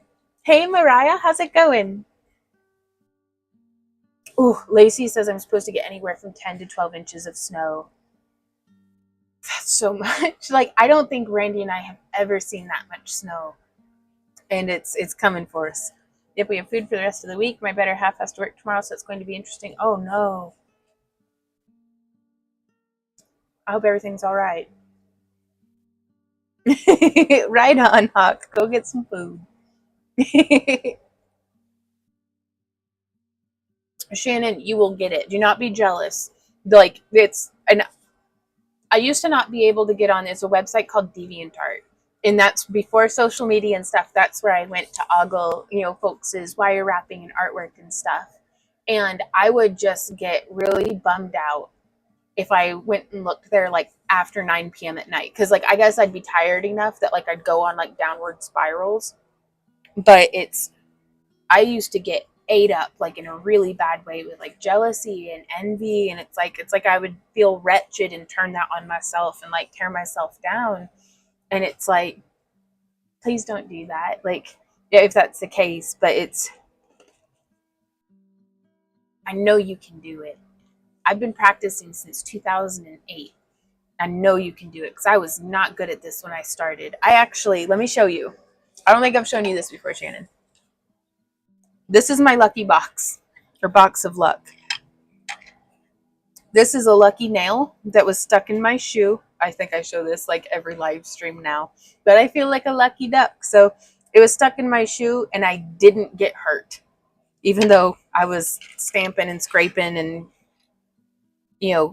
I could have, and I didn't. And I felt really lucky. This little bugger used to be attached to a whole sheet of glass, and it almost cut through a tendon in my thumb if I hadn't been so lucky. And this was one of our wire wrap pieces and one of our very earliest dragon eyes. From like, we had been in business for like 3 years at this point. I feel lucky that anybody ever bought anything at all. But I feel lucky that I stuck with it, because I would have never thought, when I'd be scrolling through looking at other folks' beautiful artwork, I'd have never thought that I'd be making it myself.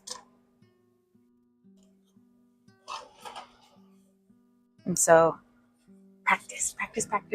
Follow what inspires you and just focus on that. But comparison really is the thief of joy.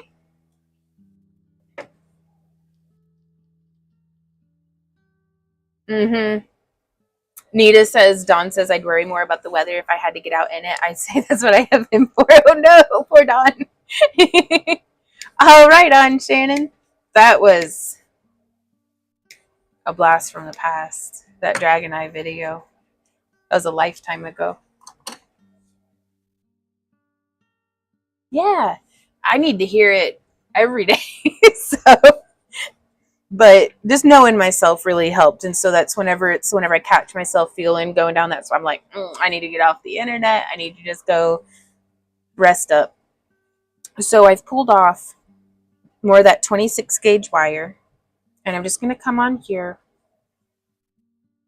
I'm going to, how should we do the bail on the, I don't know. I'm going to start at this end, because I was like, well, we could leave like a long tail off to the left and do the bail out of that. I'm just going to start down here.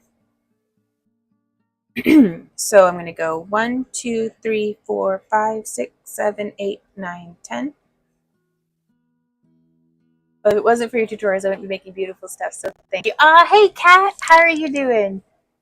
Newbie question. That tool you just ran down the wire, what does it do? Ooh, okay, yeah. This is my nylon jaw pliers. There are many like them, but these ones are mine. And this is probably my favorite style too, because the ones with the screws and the overhanging on the tip, I just break those a bunch. I really like the ones that all the metal comes all the way down to meet the end of the plastic. And I like to hold just with some flat jaw pliers. Like, these are wide nose, but something that doesn't have teeth in it, because I don't want to be marring up our wire. And I'm just going to run my wire between the jaws of it, and this straightens it out quite nicely. It also serves to work harden it. Excuse me. There they go. And so I'm just going to use my bent nose pliers to kind of smush that tail wire down. Hey, Bodega, how's it going? We made a pendant earlier, and now we're making another. Slightly different. All variations of our Spirograph Pico Edge tutorial that should be the pinned comment. Okay, so I'm just going to do a real short beginning, but this one, instead of doing them... okay. Instead of doing all of the beads 5 in a row, I'm going to pick up one bead. Actually, I'm going to pick up a whole cycle of them. So let me put down the ducky.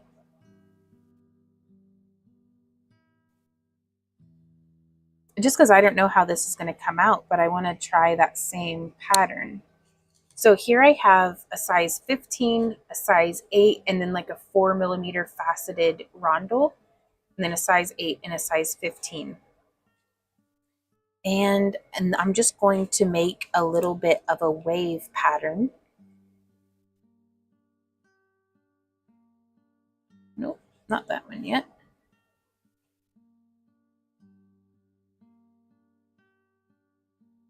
So threading.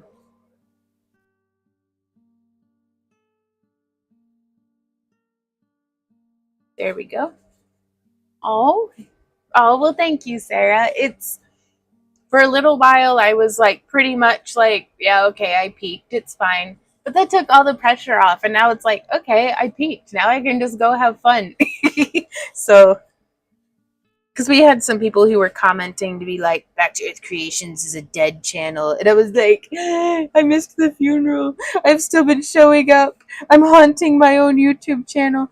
But no.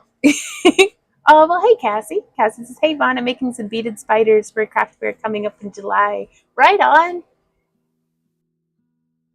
But yeah, so I'm just doing that 15, 8, faceted, 8, 15, 8, faceted, 8, 15, 8, faceted. So just whatever bead pattern, I'm just doing that.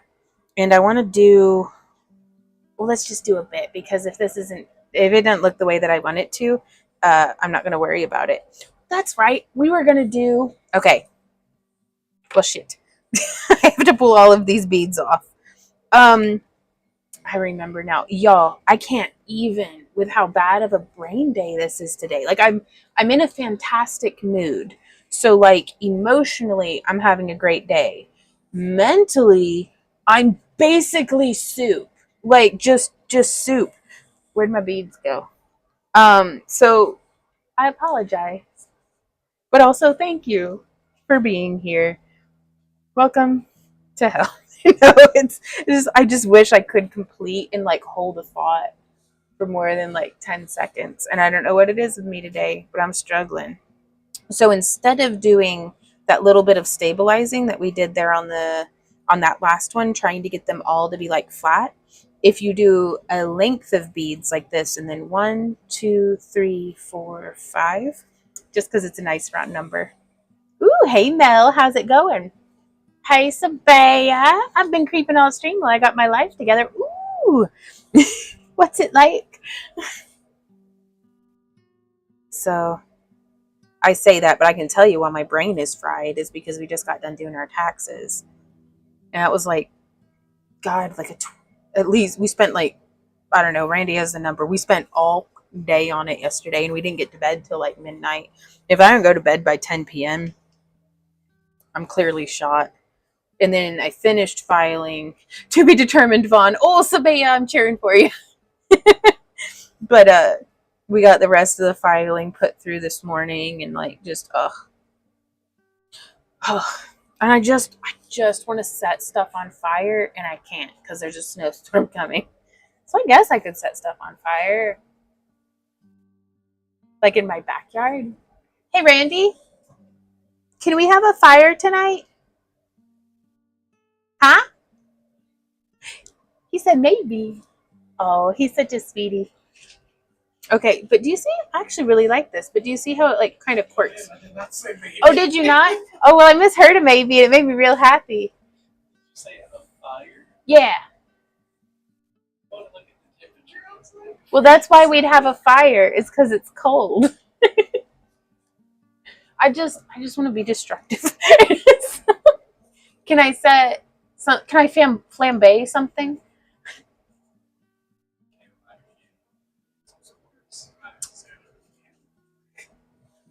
I just got the go ahead to light a candle and make s'mores on the stove. So that's compromise. That's super. Will you supervise me? The fire hydrant's right there, or extinguisher. Perimenopause stole my brain at the moment. Well, welcome to the soup. So, beaded spiders. That's a lot of fun. Ooh, Esoterica says not crafting along at the moment. I'm currently combing my hair, which I detest, but y'all make it better. All right, on. Just a soup, all broth, no noodles. 100%. Have y'all ever made stove s'mores? We have a gas stove, so I don't know if it works with an electric, like, stove eye. But I also use my metal smithing torch, although I could probably make it. I'm not going to turn on my bead torch just for making marshmallows, but those little like brulee torches, you can make s'mores with those if you're real patient.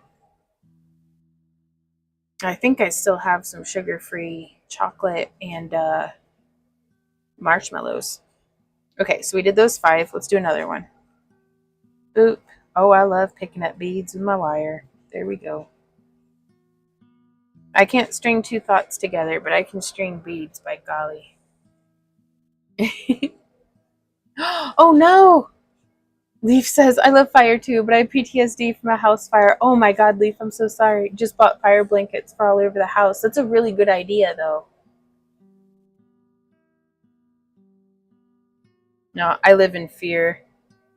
Michelle says, yep, I have toasted up my zero marshmallows. Nice. We have used the camp stove for s'mores. I love y'all. I feel so understood here.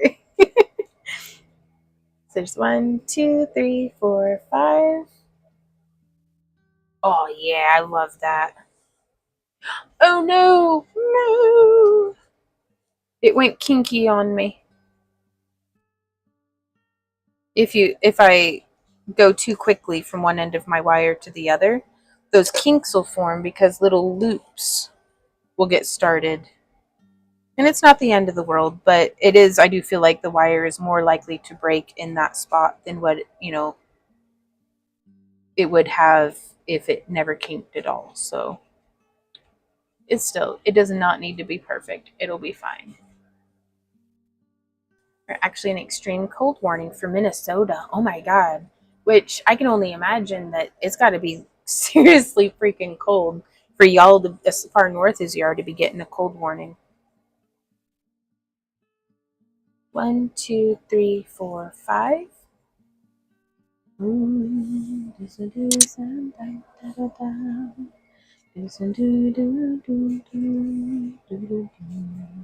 So poking through. I love this teal. Poking through, poking through, poking through, poking through.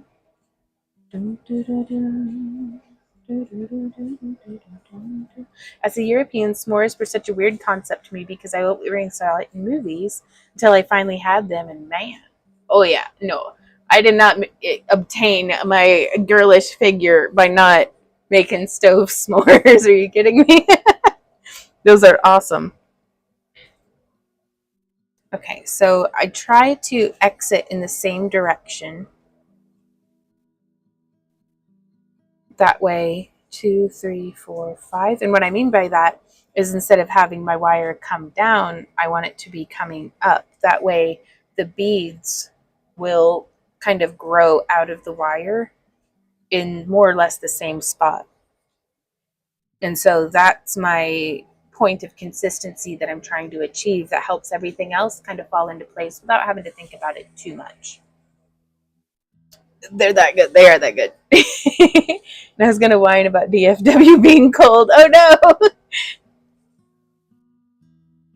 Yeah, well, our fallback plan, if the power goes out, is we do have both of our Jackery style batteries charged. It's cold, so I shouldn't have to worry about our fridge and deep freeze because we have the 2 liters already filled with water. That way, if the pipes freeze, we'll be fine. We've got drinking water that we just keep on hand all the time because we get flooding around here, and they'll do periodic, they're rare, but it's happened enough that I keep the water on hand. They'll do boil warnings, or where it's like you need to boil the water before you drink it. So we keep drinking water in the house, and then. But yeah, we'll take those 2 liters because presumably if the power is off and I have to do this, we're not going to be able to keep the pipes from freezing. 2 liters will go onto the porch to get froze, and then we just stick them into the fridge and deep freezer.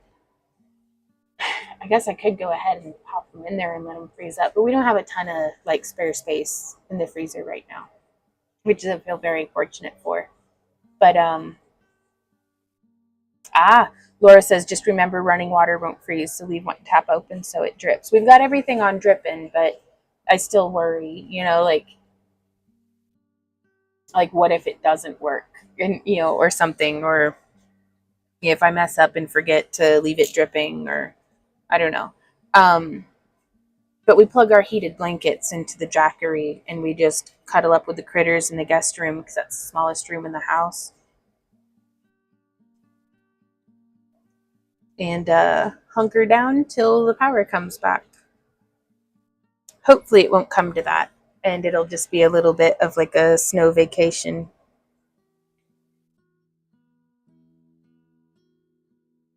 Okay, so let's see. 1, 2, 3, 4, 5, 6. I'm going to do one more after this. 1, 2, 3, 4, 5. Some mush. We just do only marshmallows here that we put on sticks and then put into a campfire while praying they don't burn. Not a single thought about combining them with chocolate for some reason. Hannah, we are here for you. Have you ever tried it with like a Reese's cup? Or if you smear a little bit of like Nutella onto the graham cracker?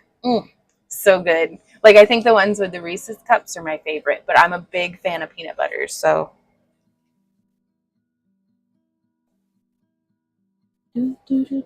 Though I've made Randy s'mores with a white chocolate Ghirardelli square that had caramel inside of it. I think he liked that okay. I at least liked making it for him. Felt like bougie. Oh, right. Sarah says I'm a California girl. I would be lost trying to live in the snow.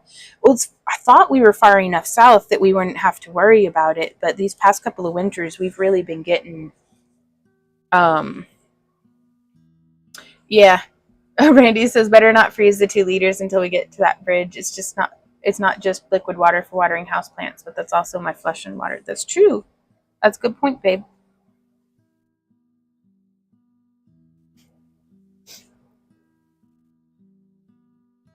There we go. 6, 7, 8, 9, 10. Oh, that's so pretty. But do you see how it does that like little bit of like a pattern around? I love that.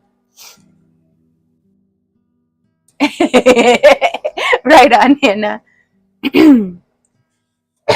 Excuse me. I'm so sorry. I do not mean to cough in your ear.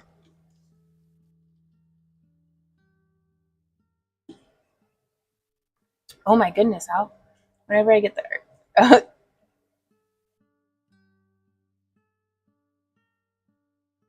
And I will get grumpy fast if I got no flesh and water. Oh, Randy.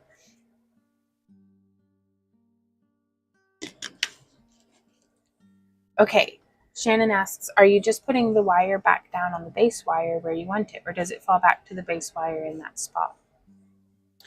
In this instance,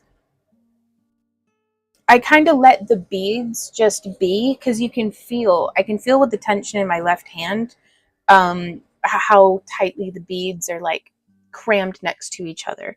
So I let the beads sit in kind of a relaxed manner and then I'll start coiling.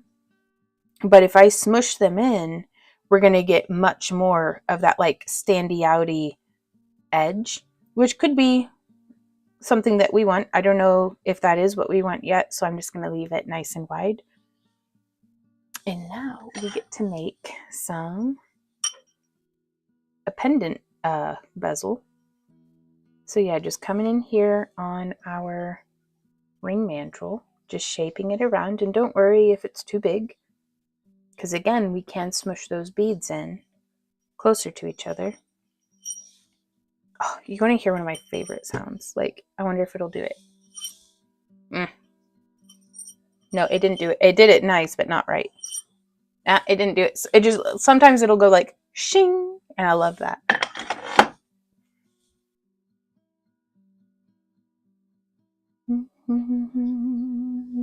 So we can totally smush this in like just a little tighter.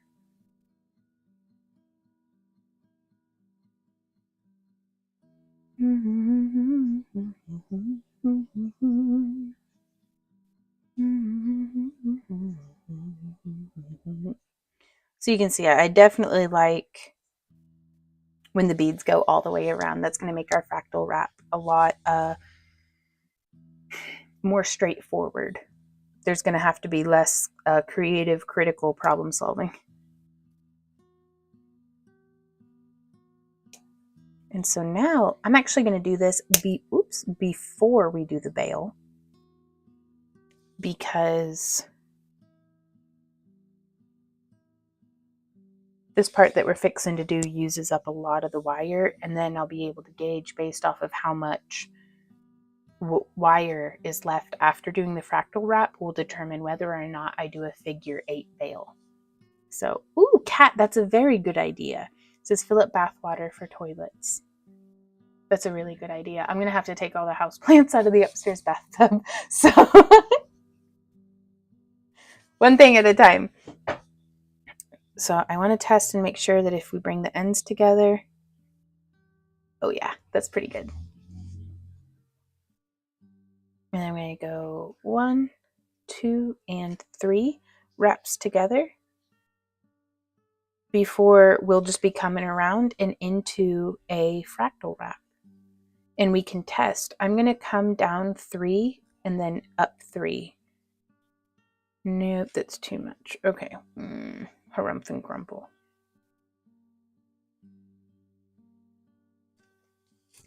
So what I've done here is I've come around from the back and kind of stabilized to the front. That way we can come around to the 3 and then it's 4. So you can kind of test and see, and that's too much. And we can use our nylon gel pliers here. Like for me, that's too much on the front of the stone.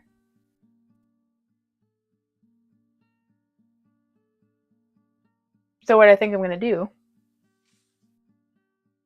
is I'm going to thread through the center.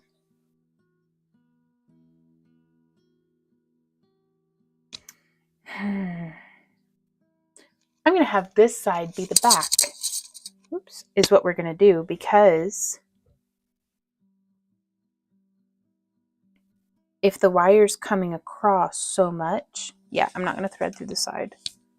If the wire's coming across too much for this to be the front, but this is a good amount, then I'll just have that side where the wire's a bit much be the back. If I were using a stone that is not opaque, I might be a little more concerned, but look at how nicely, I say that sometimes and I'm like, oh, look at how nice that'll go in, and then we'll just do this. You can always tell.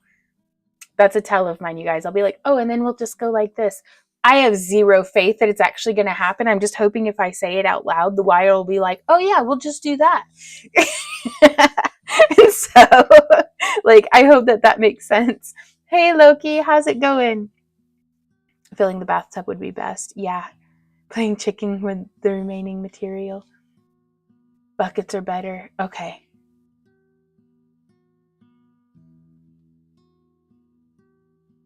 Wind chill near 0. Y'all stay warm.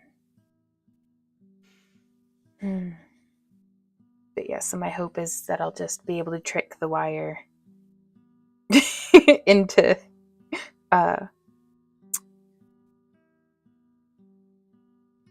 cooperation. So then I'm coming around and I'm just nestling around that bead and then coming around the back side here and then coming around the front side of that bead. Oops. And so long as we maintain tension, it should be fine. And then coming around, I just went around on the other side of the bail.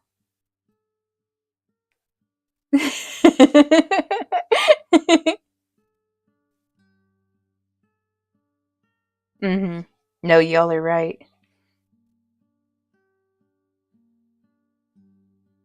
And now it's less than ideal, but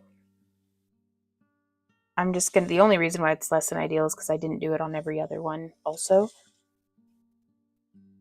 Since I don't have a little thing there to hook around to get the wire to land where I want it to. You say things out loud hoping life will hear me and cooperate. Yes, Misty. But yeah, and that way I can come across. Very good. And then now we'll just come across there. Yup. Oh, yes. And come across on the other side of the bail. Y'all, that was exactly the right thing to do. So if you've got it to where it's crossing too much on one side, and I'm really glad we hadn't done the bail yet, because doing this part is letting me determine, it's deciding for me which side is going to need to be the front.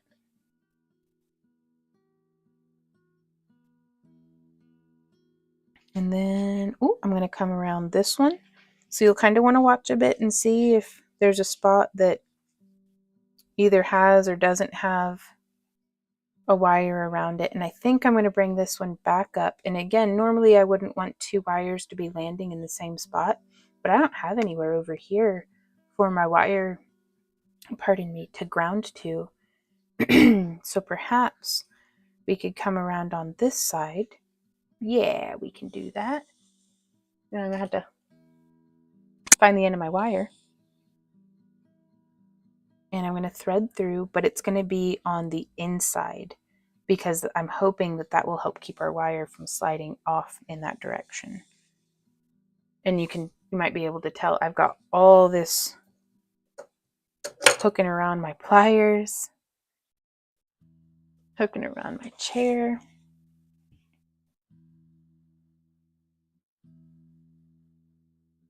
And there we go, just able to stabilize that. And it's gonna look a little messy, but again, unless somebody's coming in with like a micro or a magnifying glass, like if you're like me and you're making something for sale, like on your website or out of your booth, folks don't know. And I know this from being a customer to some of my friends who are artists and create their own, wire wrap pieces or whatever artwork it is that they make. They'll be pointing out all of these mistakes. And even as a wire wrapper, as a person who wire wraps, I'm looking at it, I'm like, what are you talking about? It's beautiful. Because I don't know how they wanted it to come out. So don't worry about if you think something is less than perfect, because it's going to look perfect to somebody. And then you can trade them it for money and then pay your bills or buy more beads. So the husky don't care. He thinks it's amazing. Oh, yeah, Z's kind of over it with the snow and cold weather here lately. Ooh, Sabea, I am using 16 gauge for the core and 26 gauge for our weaving wire. And so, and you can see here on the back, that might actually be helpful to you, where those wires came through. So I kind of sewed through and I'm holding on to this wire that traveled down that way. I've got a sneeze coming and I'm trying to not sneeze in your ear. Whoop. And so that has stabilized it so that this wire shouldn't just slip off that way. Well, hey, big boy, we were just talking about you. Ness is going to be looking at it from at least 3 feet, not 10 inches. Yeah. Yep. Yeah, so that's whenever I'm making something to wear, it's like nobody's going to be getting that close up to my necklace and being like, like right there as I would need to be to see the details. Ooh, Sabea, I bet you'd be great at it. It does really well with chainmail too, by the way. Okay, and so then I could hand sew that in a little tighter. I'm just gonna sneak around the back. It's fine. I kind of want to do a beaded bail. I don't know what that means, but let's figure it out. So I'm gonna do a figure 8. Bless you, puppy. Right there, just a figure 8. And then I'm gonna pick up one of our size 15 beads. There we go. And I'm gonna pick a thick one. Like, I pay less and have, like, the beads that are all the same size are quite expensive comparatively. I kind of like the ones that are a little cheaper and a little messier. Just because then I get that little bit of variation. But do you see how we did those first 2 wires are a figure 8, and then this one's just across. And then I'm gonna come around up here and I'm gonna go 1 and I'm gonna go 2. Let's do another 1 and then 2. And then I'm gonna put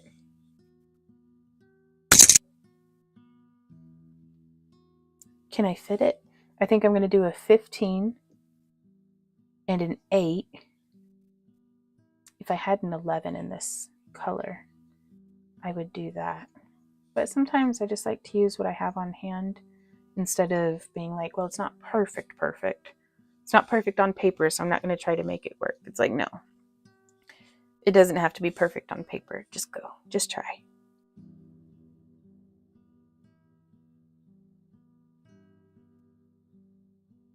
I don't like that. It's a little too big. So what I'm going to do is I'm just going to go with 2 of the 15s and we'll build our way up to there. Or I'll look and see if I have an 11.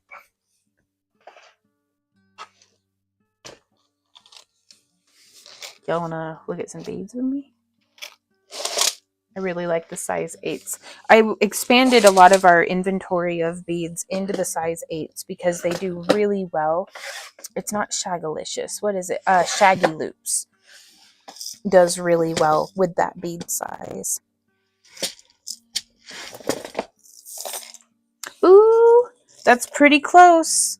Close enough for me. Ooch. So we do have a size 11.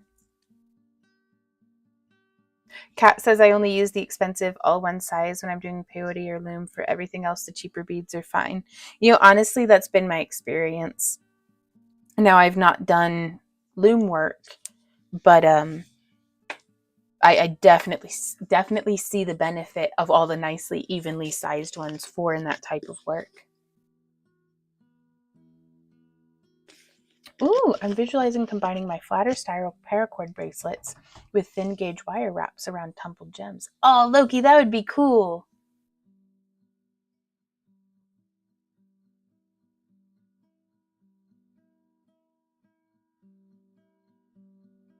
Ooh, a New Orleans event. That'd be cool. Okay, so let's see. Now I'm going to try it with the 11, 11, or 15, 11, 15. So the wee bitties. Also wee bitties. Oh no, what if these are all size 11? Or are they all size 15? I don't know. Miyuki or Toho from me. I got tired of calling damaged or misshapen beads. It's worth a few extra pennies. Right on. But see, with the chainmail, I love it because like the more like oddly shaped they are, the more like, I don't know, that was just the vibe I was going for a while. Okay, I'm just gonna need to do either one or maybe just 2 bronzes on this one.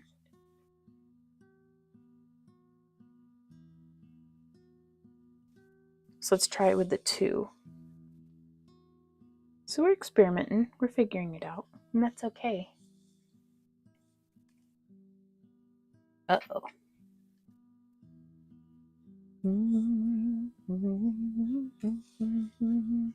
All right, on Loki. Yeah, I like those 2 just next to each other. And then again, I'm going to figure 8. 1, 2, 2, 2. Then let's do 3, 2, maybe a third one. Because that's going to build us up a little bit more spacing.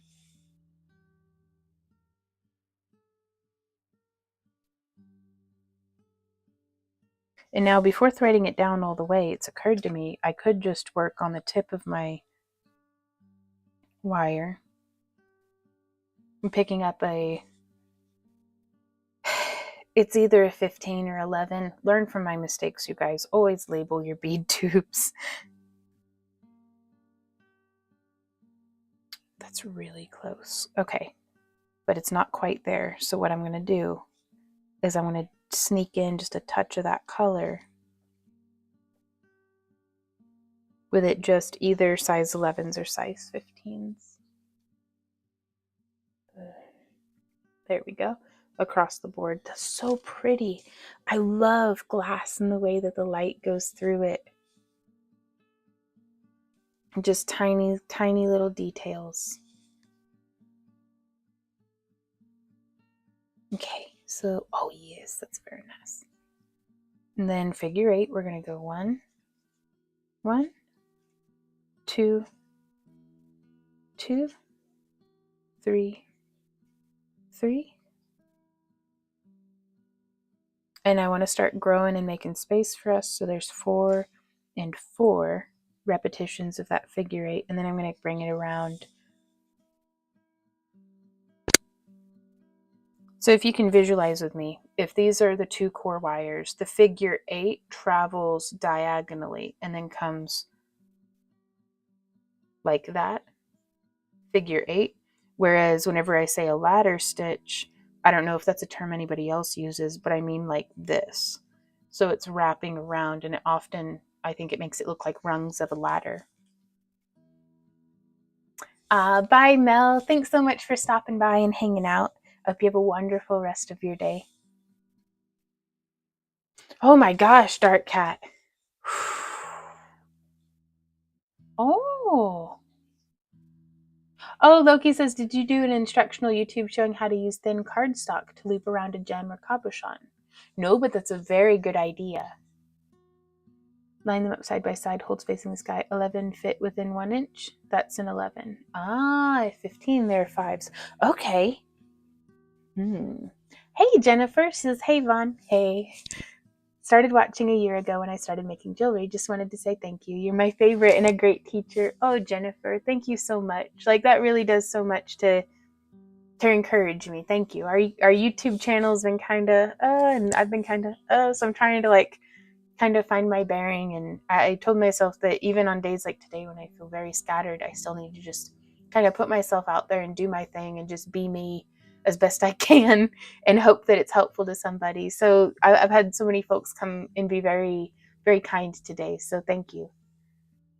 I don't know if y'all knew that I needed it, but I did. Like, thank you guys.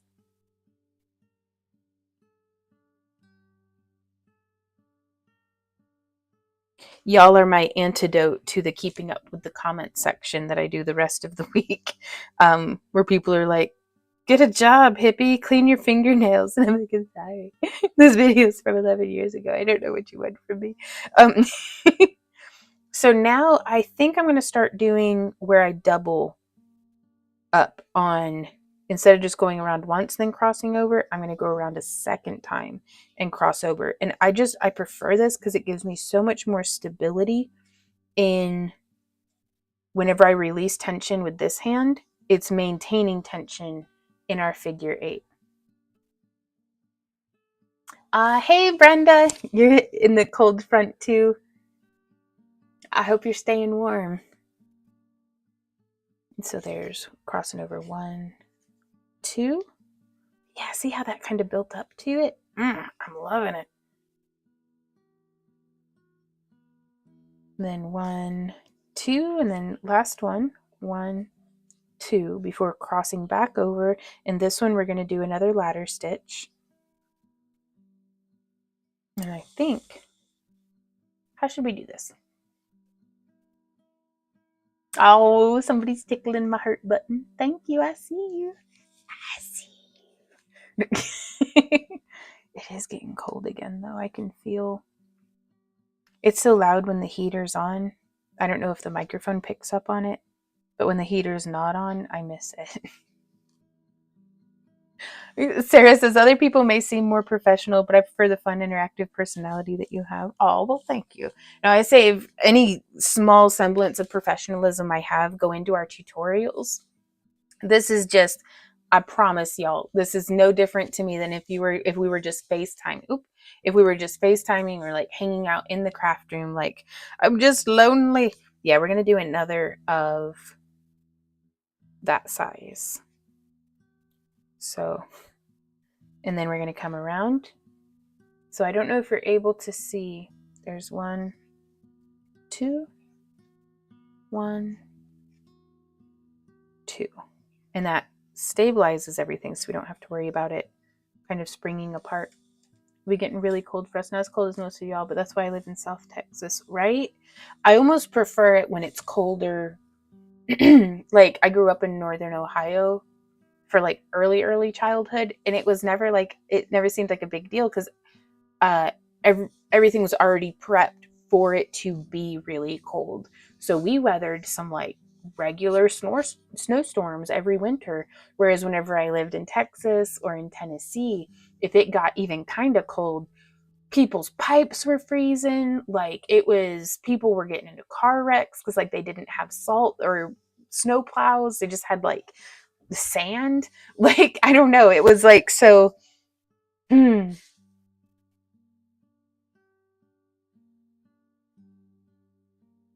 Oh, the cardstock was dotted around the gem to show where poking through. Okay, Loki.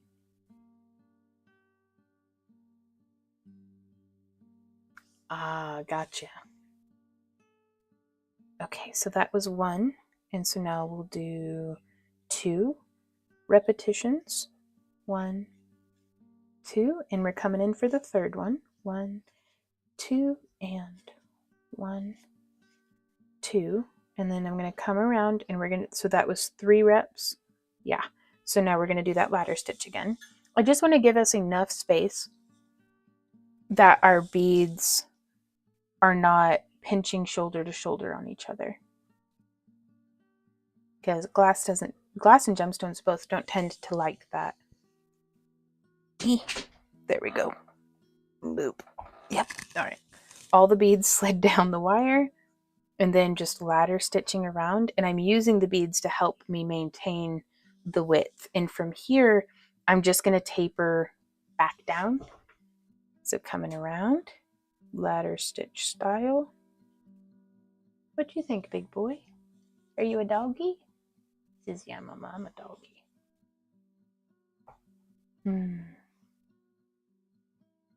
You can't do the cold. Oh, Sabaya. 1, 2. Good doggy. Y'all want to see my Z-dog? He's such a good big boy. Let me turn the flash off so I'm not blinding him. Oh, handsome lad with the stinky breath and everything. Yeah.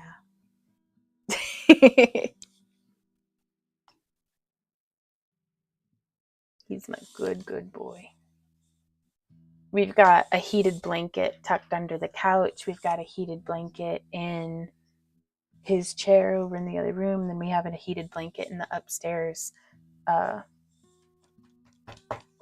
actual living room where we go when we're not at work. So it's the wind that gets you frostbite in as little as 10 minutes with this kind of cold. Oof. Now for the authenticity and the company. Yvonne from San Diego. Well, hey, Awaken Zen. No, we're in Missouri. The pattern called for skipping 3 dots for each push through and eventually got a good hold, went around, pull out the cardstock, and it looked like a pro did it. Oh, Leaf says he's gotten quite gray. My black cat is getting gray too. Yeah, he's a salt and pepper puppy. He still plays like, I mean, we do fetch. He plays tug with his rope. I'm real gentle though for his teeth. But he's a real good boy. He's been my best friend for, gosh, he's 15 this year. So he's a real good boy. So there's 1, 2. Hey, amazing Amy. In a couple of months, we'll be complaining about the heat and humidity. I look forward to those days. Right? I'm about ready to start bitching about the heat and like boob sweat and stuff because it's this cold is enough. So Loris's dad used to say it's so cold the inside of my nose just froze. I got to experience that for the first time a couple of winters ago. It got down to -20 with the wind chill, and I was like, I gotta go out in it just to experience it. And I was like, this is horrible. And it was like, but what an interesting sensation.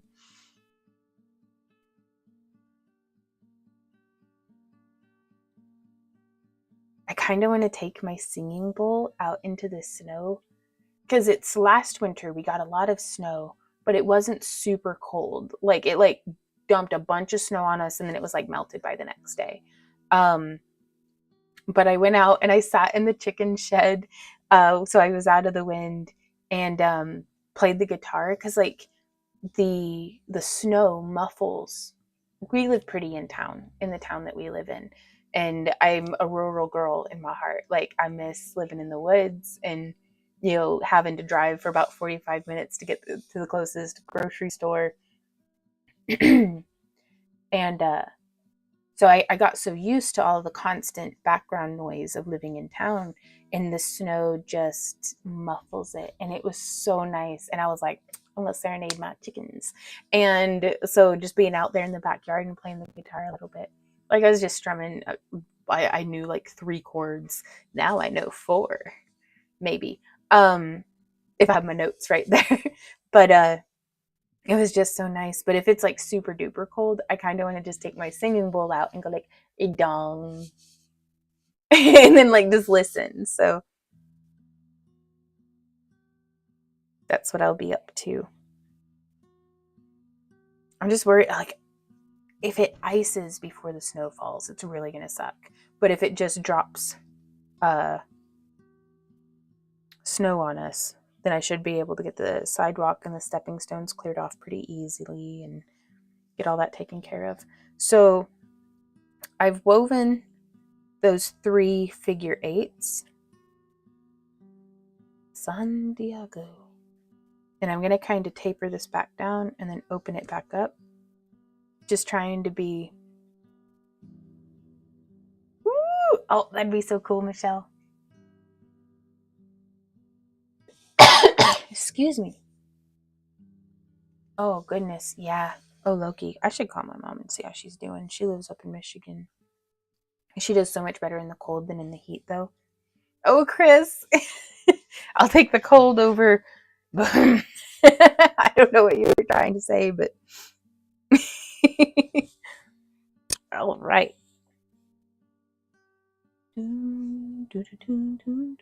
Okay, so hooking another bead on. Let me turn that light back on for you. Or is it? It's probably fine like this. Over the heat. Gotcha. So we did 3.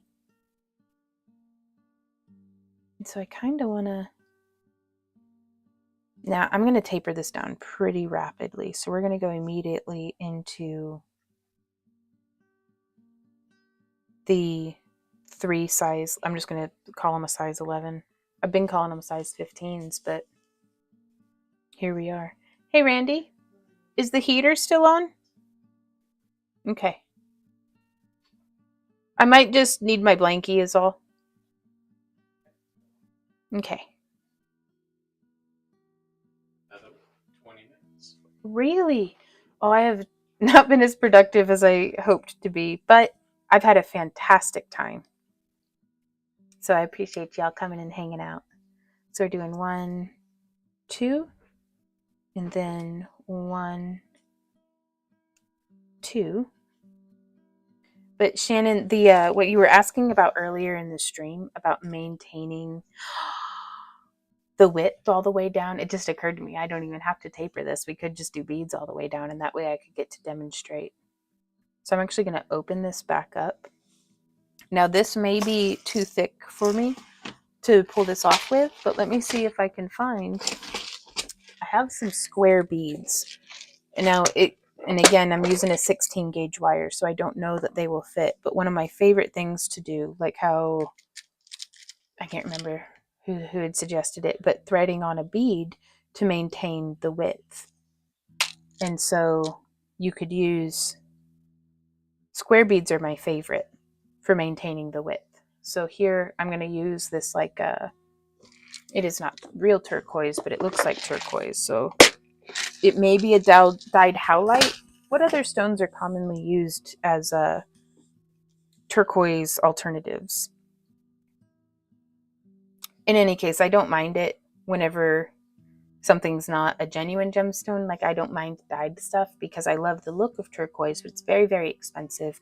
And quite frankly, it's also very fragile.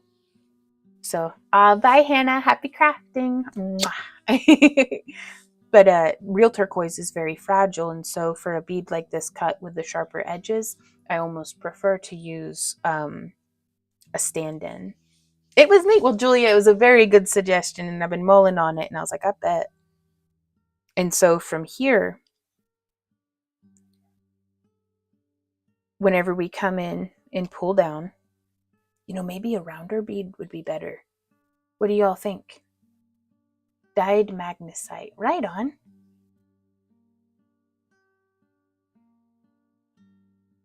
And so 1, 2. And so it's still going to take a little bit of tapering down to it. 1. But I love that even though the bead is in the way, I can still do my weaving. 1, 2. Here comes the heater.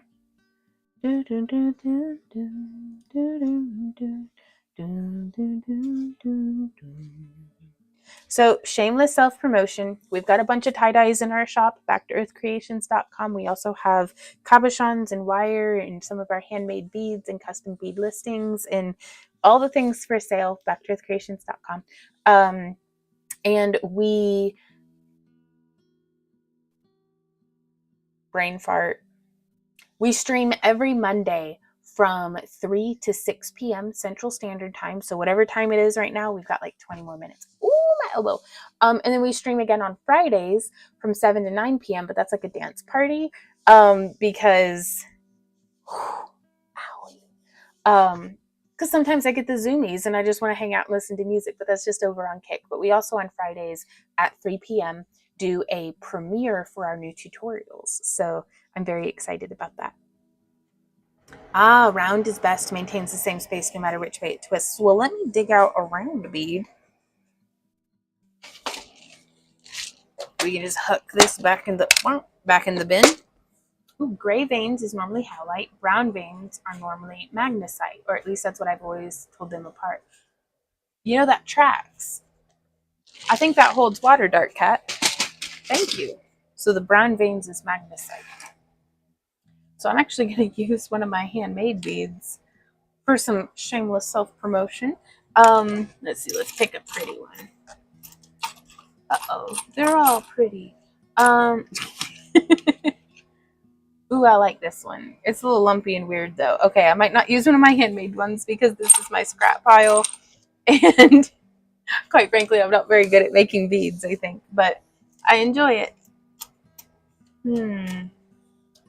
That one's a hole's too big. Well, we'll just use this one. Oh, I like that. Yeah. Okay. But yeah, this one I kind of burnt it in the torch, so it has some really interesting spotted patterns on it. I was just going to use it in my own work instead of putting it up on the website. Oh, and the round is so much easier to weave around as well. Y'all, this is nice. Maintains the same space no matter which way it twists. You are right.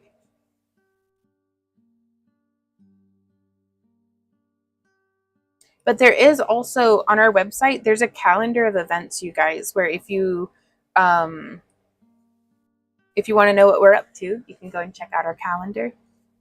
I do try to keep it up to date, and you can RSVP for the events there. And whenever, if we have to cancel an event, like if we end up not doing a live stream, you'll get an email notification if you've RSVP'd.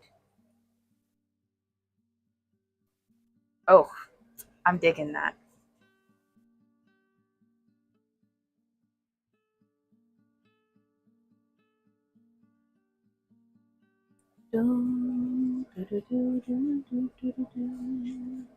Ooh, Cassie says, I never know what to do with those darn square beads. I gave up and made some stretch bracelets out of them. Right on. I really like using them in bracelets that use square and half round. Sometimes I wish we had all day, but I'm trying to think of what I could demonstrate in 20 minutes. But stretch bracelets are good. One of my favorite necklaces right here. I really loved popping in some square beads just for some just for some contrast. I love the geometry of a cube. It's just very nice.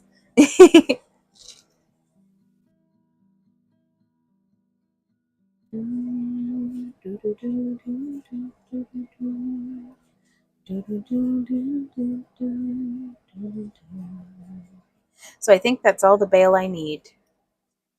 So I'm going to take our bead off and pop it back into the bin. Ooh, Mimi's thoughts, or Mimi's? Sorry. Did anybody say howlite? They dye that around here. Yes, that was suggested. Yeah, I really like howlite. I think it's actually my husband's favorite stone, just undyed.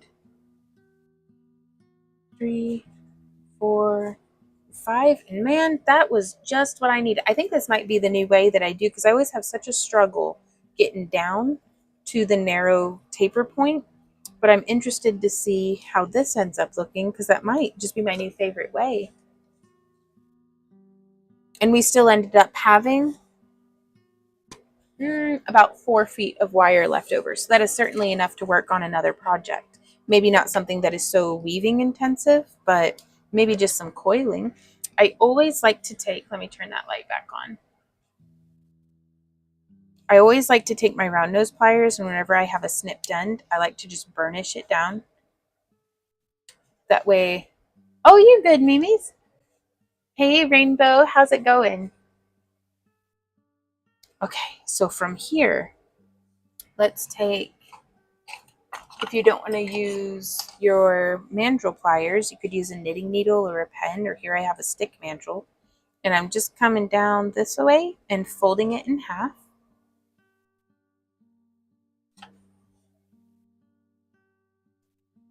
I like that.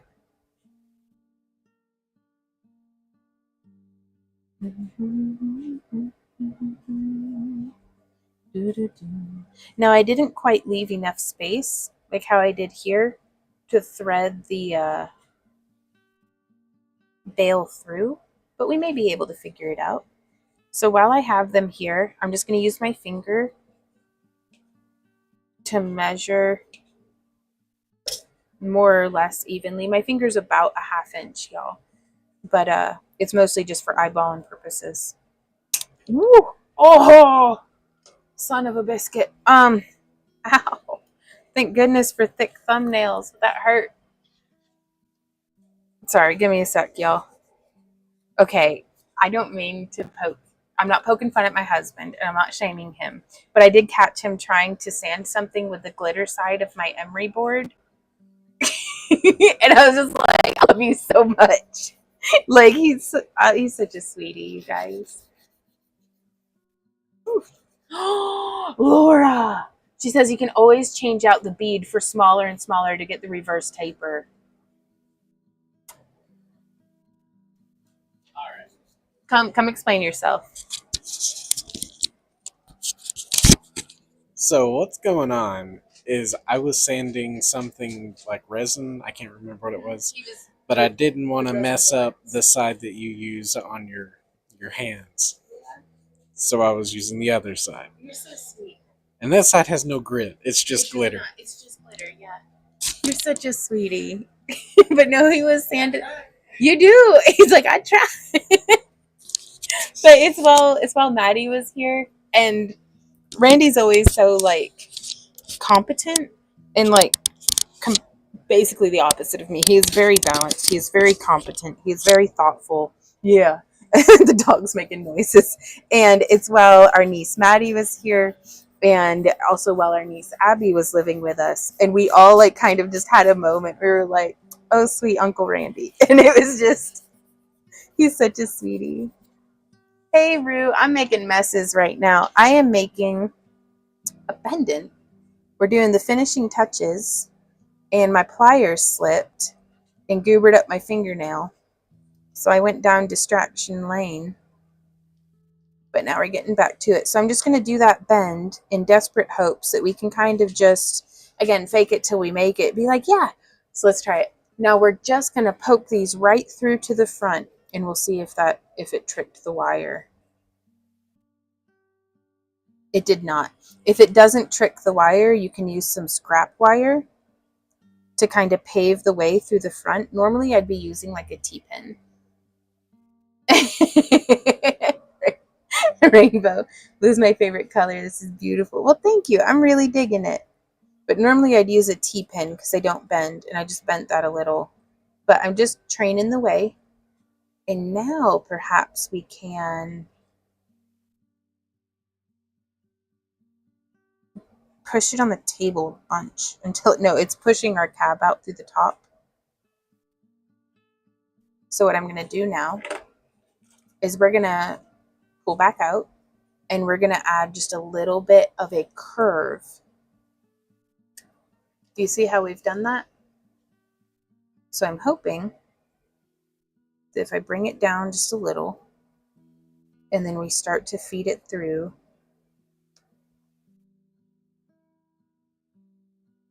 and if we hold our face just so, and if we use our pliers so that I don't ruin my thumbnail again,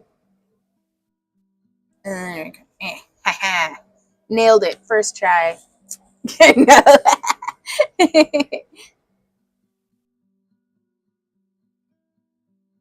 And now, ooh.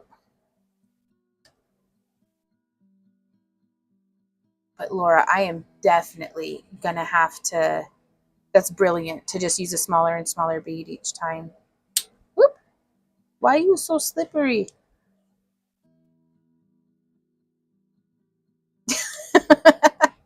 Well, thank you, Rainbow. Hey Giovanna, how's it going? See you live on my break at work. Oh, I hope you're having a good day at work. So yeah, I'm just gonna kind of cinch the crap out of it. And what I mean by that is I'm holding quite firmly onto our bail or our pendant and then just like really pulling on that wire. That's okay. And then we can come around to the front. I kind of disheveled things a little bit. We'll just poke it back into place. Poke, poke, poke. This is another great instance to use our scrap wire like a T-pin. And we are definitely going to want to trim these ends. So I'm just going to go, I put my thumb over it so it catches that little bit of wire, because those hurt and they will go right for your eyeballs. Like every time. So here you can see. There we go.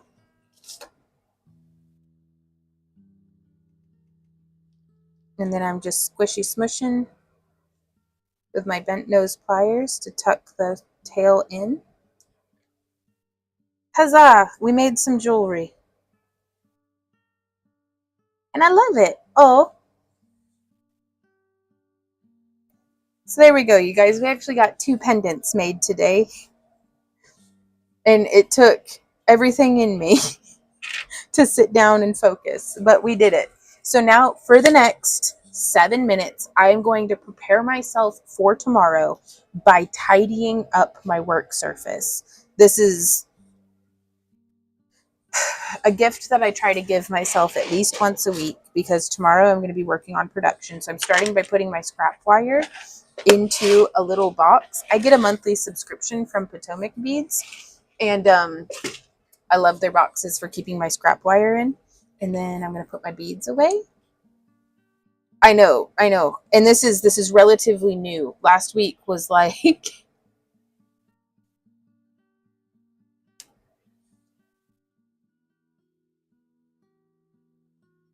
babe, can you check chat? Oh, well, thank you, Sherry. This is a gift that I've been trying to start giving myself starting last week, and it was really, really nice to kind of be like prepped up and ready to go. Because our cycle these couple of months have been in preparation for our gem and mineral shows. I don't understand what's going on. Y'all, please be polite to each other and chat.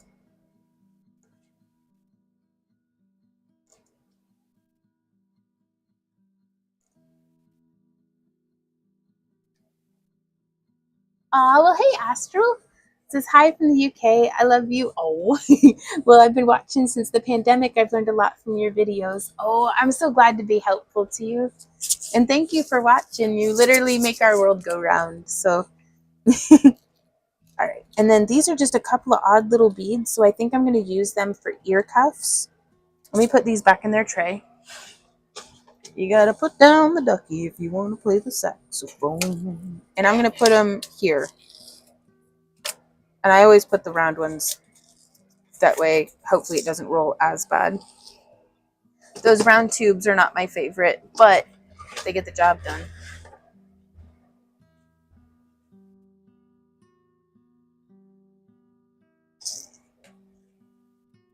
I'm sorry for that, Giovanna.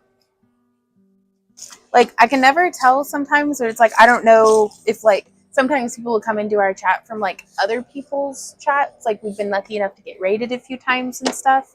And so I don't know if it's just people joshing with each other because they're friends and that's, like, their tone. But I'm like, that's kind of fucking rude. Like, so...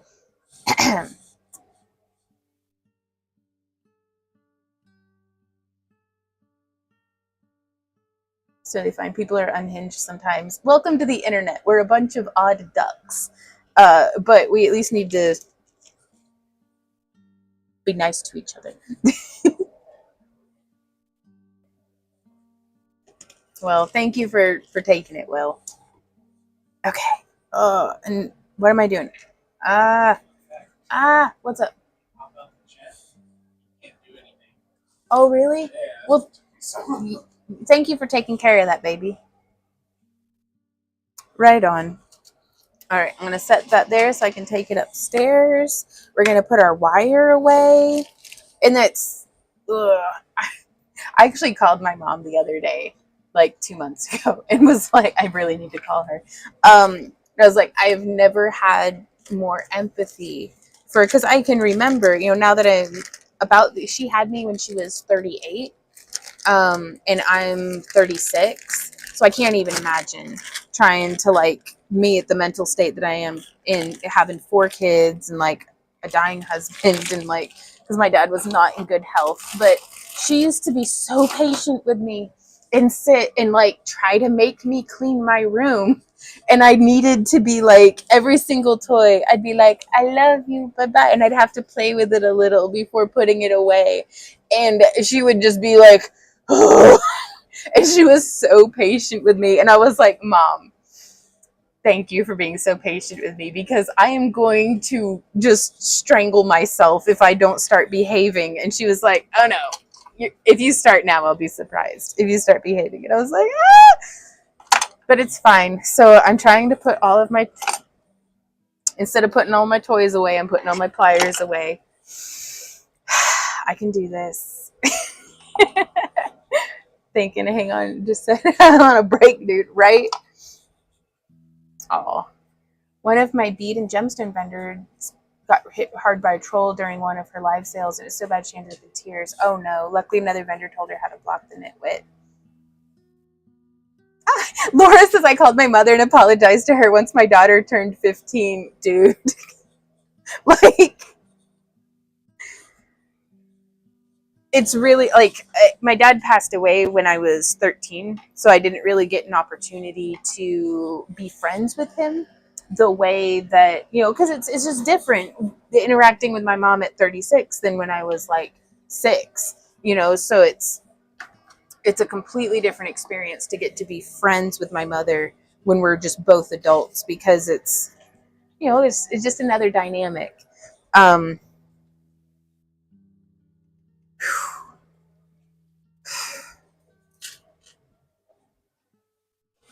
Put this up here, and it's like, Mom, I'm giving me a hard time, what do I do? It's like, I don't know.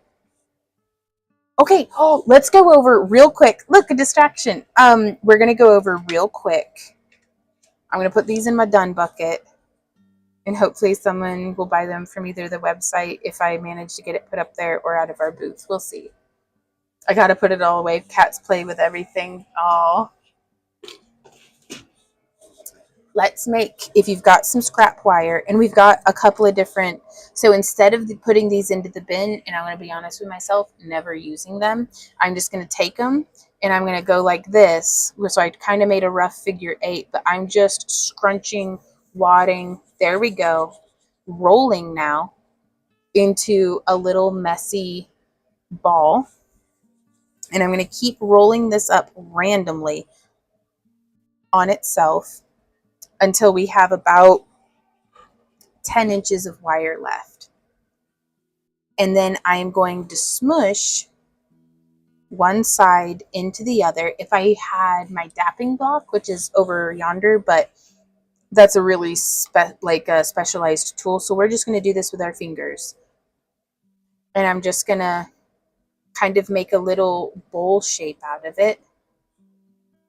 And then we could add beads right now, but I just want to get the nest shape taken care of. And so now I'm going to use this remaining 10 inches to kind of stitch around the edges. I'm doing a shallow stitch and then a deep stitch. And what I mean by a deep stitch is I'm coming, if there's a center point, I'm coming past the center point and then coming back out to the edge, where I then do just a shallow stitch. And I'm doing this mostly because I like arbitrary rules, so I can then abandon them. but I'm trying to stabilize some of these loops. So I'm just coming big wide loop, small loop.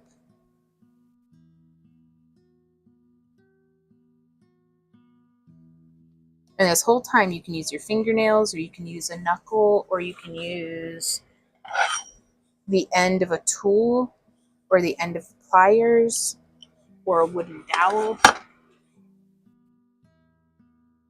to just keep that little dished shape.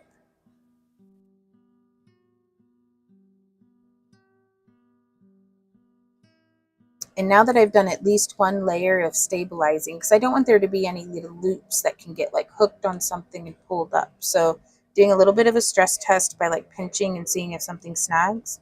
And it's holding together pretty nicely. So now I'm going to dig out. Ooh, I bet we have some of those. But where would they be? Oh, that's a pretty bead. Can I make that bead? Oh, I made that bead. I'm going to put those in with the other beads. I have some, they look like quail's eggs, and they're little, I don't know where they are because I didn't put them where they go. I am the source of all of my problems, but it's fine. We'll just find a different color. It's like a speckled jasper, and it was like a nice faceted bead. Ooh, well, hey, time's up. Can I finish this? I'm going to finish this. Did I find them? No. But I did find the Dalmatian jasper. You putting my chickens to bed? Well, oh, it's dark. Okay. Thank you, honey. So I'm trying to find some beads that look like eggs, specifically in like a 6mm size. And I had this one particular bead in mind, but I can't find it. Is this, please tell me I'm not alone. Does this happen to y'all as well? And all of my good intentions have been derailed. So I'm going to roll this up and I'm going to put it back in here, because that's where that goes. Where in the heck would I put it? Quite frankly, it could be anywhere. I need to not fixate and just keep going. Ooh, these are pretty beads. Oh, look at these. Oh, that's pretty. I need to wrap that. Oh, I loved making this one. Okay, yeah, no, I'm super distractible today. Where is... I'm just going to grab 3 random beads that were on this bead tray. And I'm just going to thread that looks like an amethyst. Oh, that's a really pretty little like purple swirl, into labradorite. And I just put all 3 of them together in the little nest. And then I'm going to sew through to the back side. And then I'm going to come up. And it doesn't really matter if you come up through the center or if you come out of the edge. Just sew on our little bead eggs to the nest. Leaf says, happens to me every other time I craft. Right on. Giovanna says, well, that was short and sweet for me. Got to get back to work. It's only 10 a.m. Tuesday here. Have a great night. Thank you so much for popping by, and have a wonderful rest of your day. Mwah. Bye, Giovanna. You do birthstone colored beads for a collection of children for a mama gift. Ooh! Now that's clever marketing. Oh, and look at the little flash of the... I love that. And with Mother's Day coming up eventually, like that would be great. Y'all should do that. And so now from here, we could take this remainder of the little tail bit. Like, y'all, look at what I just found. Like, I've been having these sit here since like last year. And I'm just going to have to hide them back under that ledge so I have desk space. But one day I will get to those. Right on, Gumnut says, a bird's nest was the first thing I ever wire wrapped 16 and a half years ago. Nostalgic. Eee! I love them. Okay, so I've got like a little weird loop here, and I love to take those and just like turnkey it. And that way it like tightens it down a little. I don't think the lighting's great for that, but we'll get there. Oh no, Michelle, the last piece we made came out like, how's it? It's cold that day. Oh yeah? Did we have any eggs? I'm going to have to go back out and get the eggs because they'll be frozen solid probably. Well, that way they're defrosted for breakfast. Yeah, you probably base it on where they lay or No, Bay sits right above where they lay. But I saw Biscuit in there this morning. I'm pretty sure she was laying. So we should, I'm hoping we'll have at least 3 eggs. This is how it came out, Michelle. no. Cold out there. It is. Thank you for putting them to bed. So that's those. But to finish this off, we could, I'm going to add a little loop for whether you wanted to add a bail or if you want to turn these into earrings. Because I was thinking we might be able to make it into a ring. And I just think that would be the cutest little, like, kind of silly. But we'll do a bail. So I like a stick mandrel for this because I'm going to pick that size, large enough that I can get a chain through it, certainly. And I'm just going to sew through our nest, really. And so there's one, and then just kind of poking, trying to get through rough about the same spot. And this is a thin wire, so I'm going to do 3 repetitions. But yeah, I just want to make sure that it goes through more or less a similar spot because I don't want it to be super duper spread. But you know, sometimes it's going to be however it's going to be, and that'll be fine. All right, and so now I can remove our mandrel. And you can see that made a nice little bail. But I'm going to take this last bit of wire and I'm going to wrap it around those other wires to make the bail. And this does, I think, a really nice little vining effect.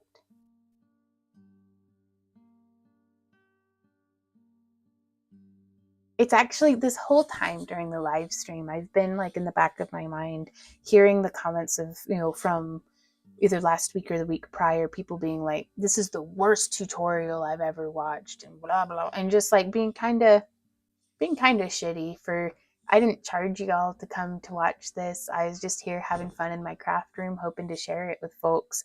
So I've been kind of, yeah, it's been kind of gnawing at me.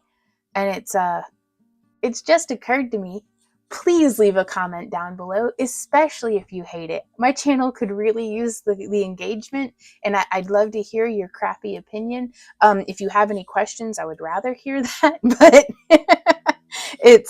I had to put that out there, that it's like, you know, if we're getting trolls, if we're getting folks like that, that maybe that's a sign that we're doing something right. So, but yes, definitely leave a comment. Joke's on you, haters. I'm into that. No. Oh no, Kathy. Yeah, it's not, so long as we don't have to leave the house, I kind of don't care what the weather does. Aw, thank you, Saki. I think it's going to be a great night. We've got some leftovers in the fridge waiting for us. It's like a Santa Fe roast. So it's a beef chuck roast that we did in like basically taco seasoning. But we'll just be microwaving that up and having it with some like romaine wraps. And like we've got tortillas and like 3 different kinds of cheese. So we're going to be having like, we're going to go ham. And then from here, I'm not entirely certain how to finish that off, so I think I'm just going to do a spiral. That's usually, we should get on the trolling haters. Go troll the haters. No. Just to get engagement out of them and move on. Compost it. It's good for the garden. So I like to just kind of make a little spiral and then smush it into the rest. And it doesn't even have to be a good spiral. Ah, Laura says, you're one of the good ones. Oh. I almost always leave comments. When I don't, it's because I got distracted by the little pop-up link to your next tutorial. Excellent. That means those are working. But yeah, so now we have a little bail that we could put. And so if you're worried, if you have hang-ups about, I don't want to be wasteful, I think this might have been one of the prettiest things I made all day. And that's something you can do out of, and using, if you have a lot of very smaller pieces, I do recommend having at least one nice long piece to bind them all together. And it just, yeah, it's the perfect little use. And so because I'm trying to actively stop doing this, because you'll see some of them, I don't know, I'm always doing something. I'm always playing with my wire. But I've got a bunch of like these weird little short pieces and like little scrap projects. And, you know, I end up having a lot of waste. I mean, this has been like 3 or 4 years, I think, this has been 2 years. Certainly it's been at least 2 years worth of waste.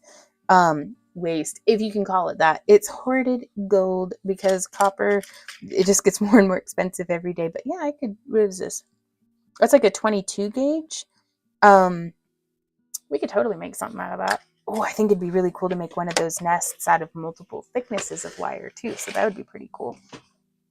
But yeah, so I think I'm just going to start making little bird nests out of my scrap.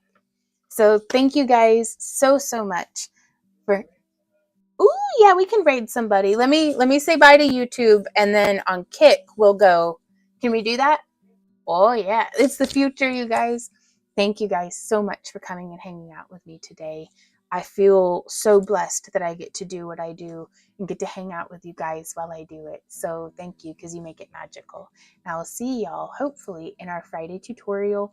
You can sign up for our free newsletter. All the good things are down in the comments and at backtoearthcreations.com. You can always contact us or leave a comment if you have any questions. And then we're doing our Friday night live stream. Whether or not my hula hoop works, I'm still going to be having a dance party. So we'll see how that goes. But, ooh, Angie says I was making jump rings out of small waste. That's a really good idea. If there's a crafter, there's a way. I will see y'all next time. And until then, happy crafting. Mwah. Bye.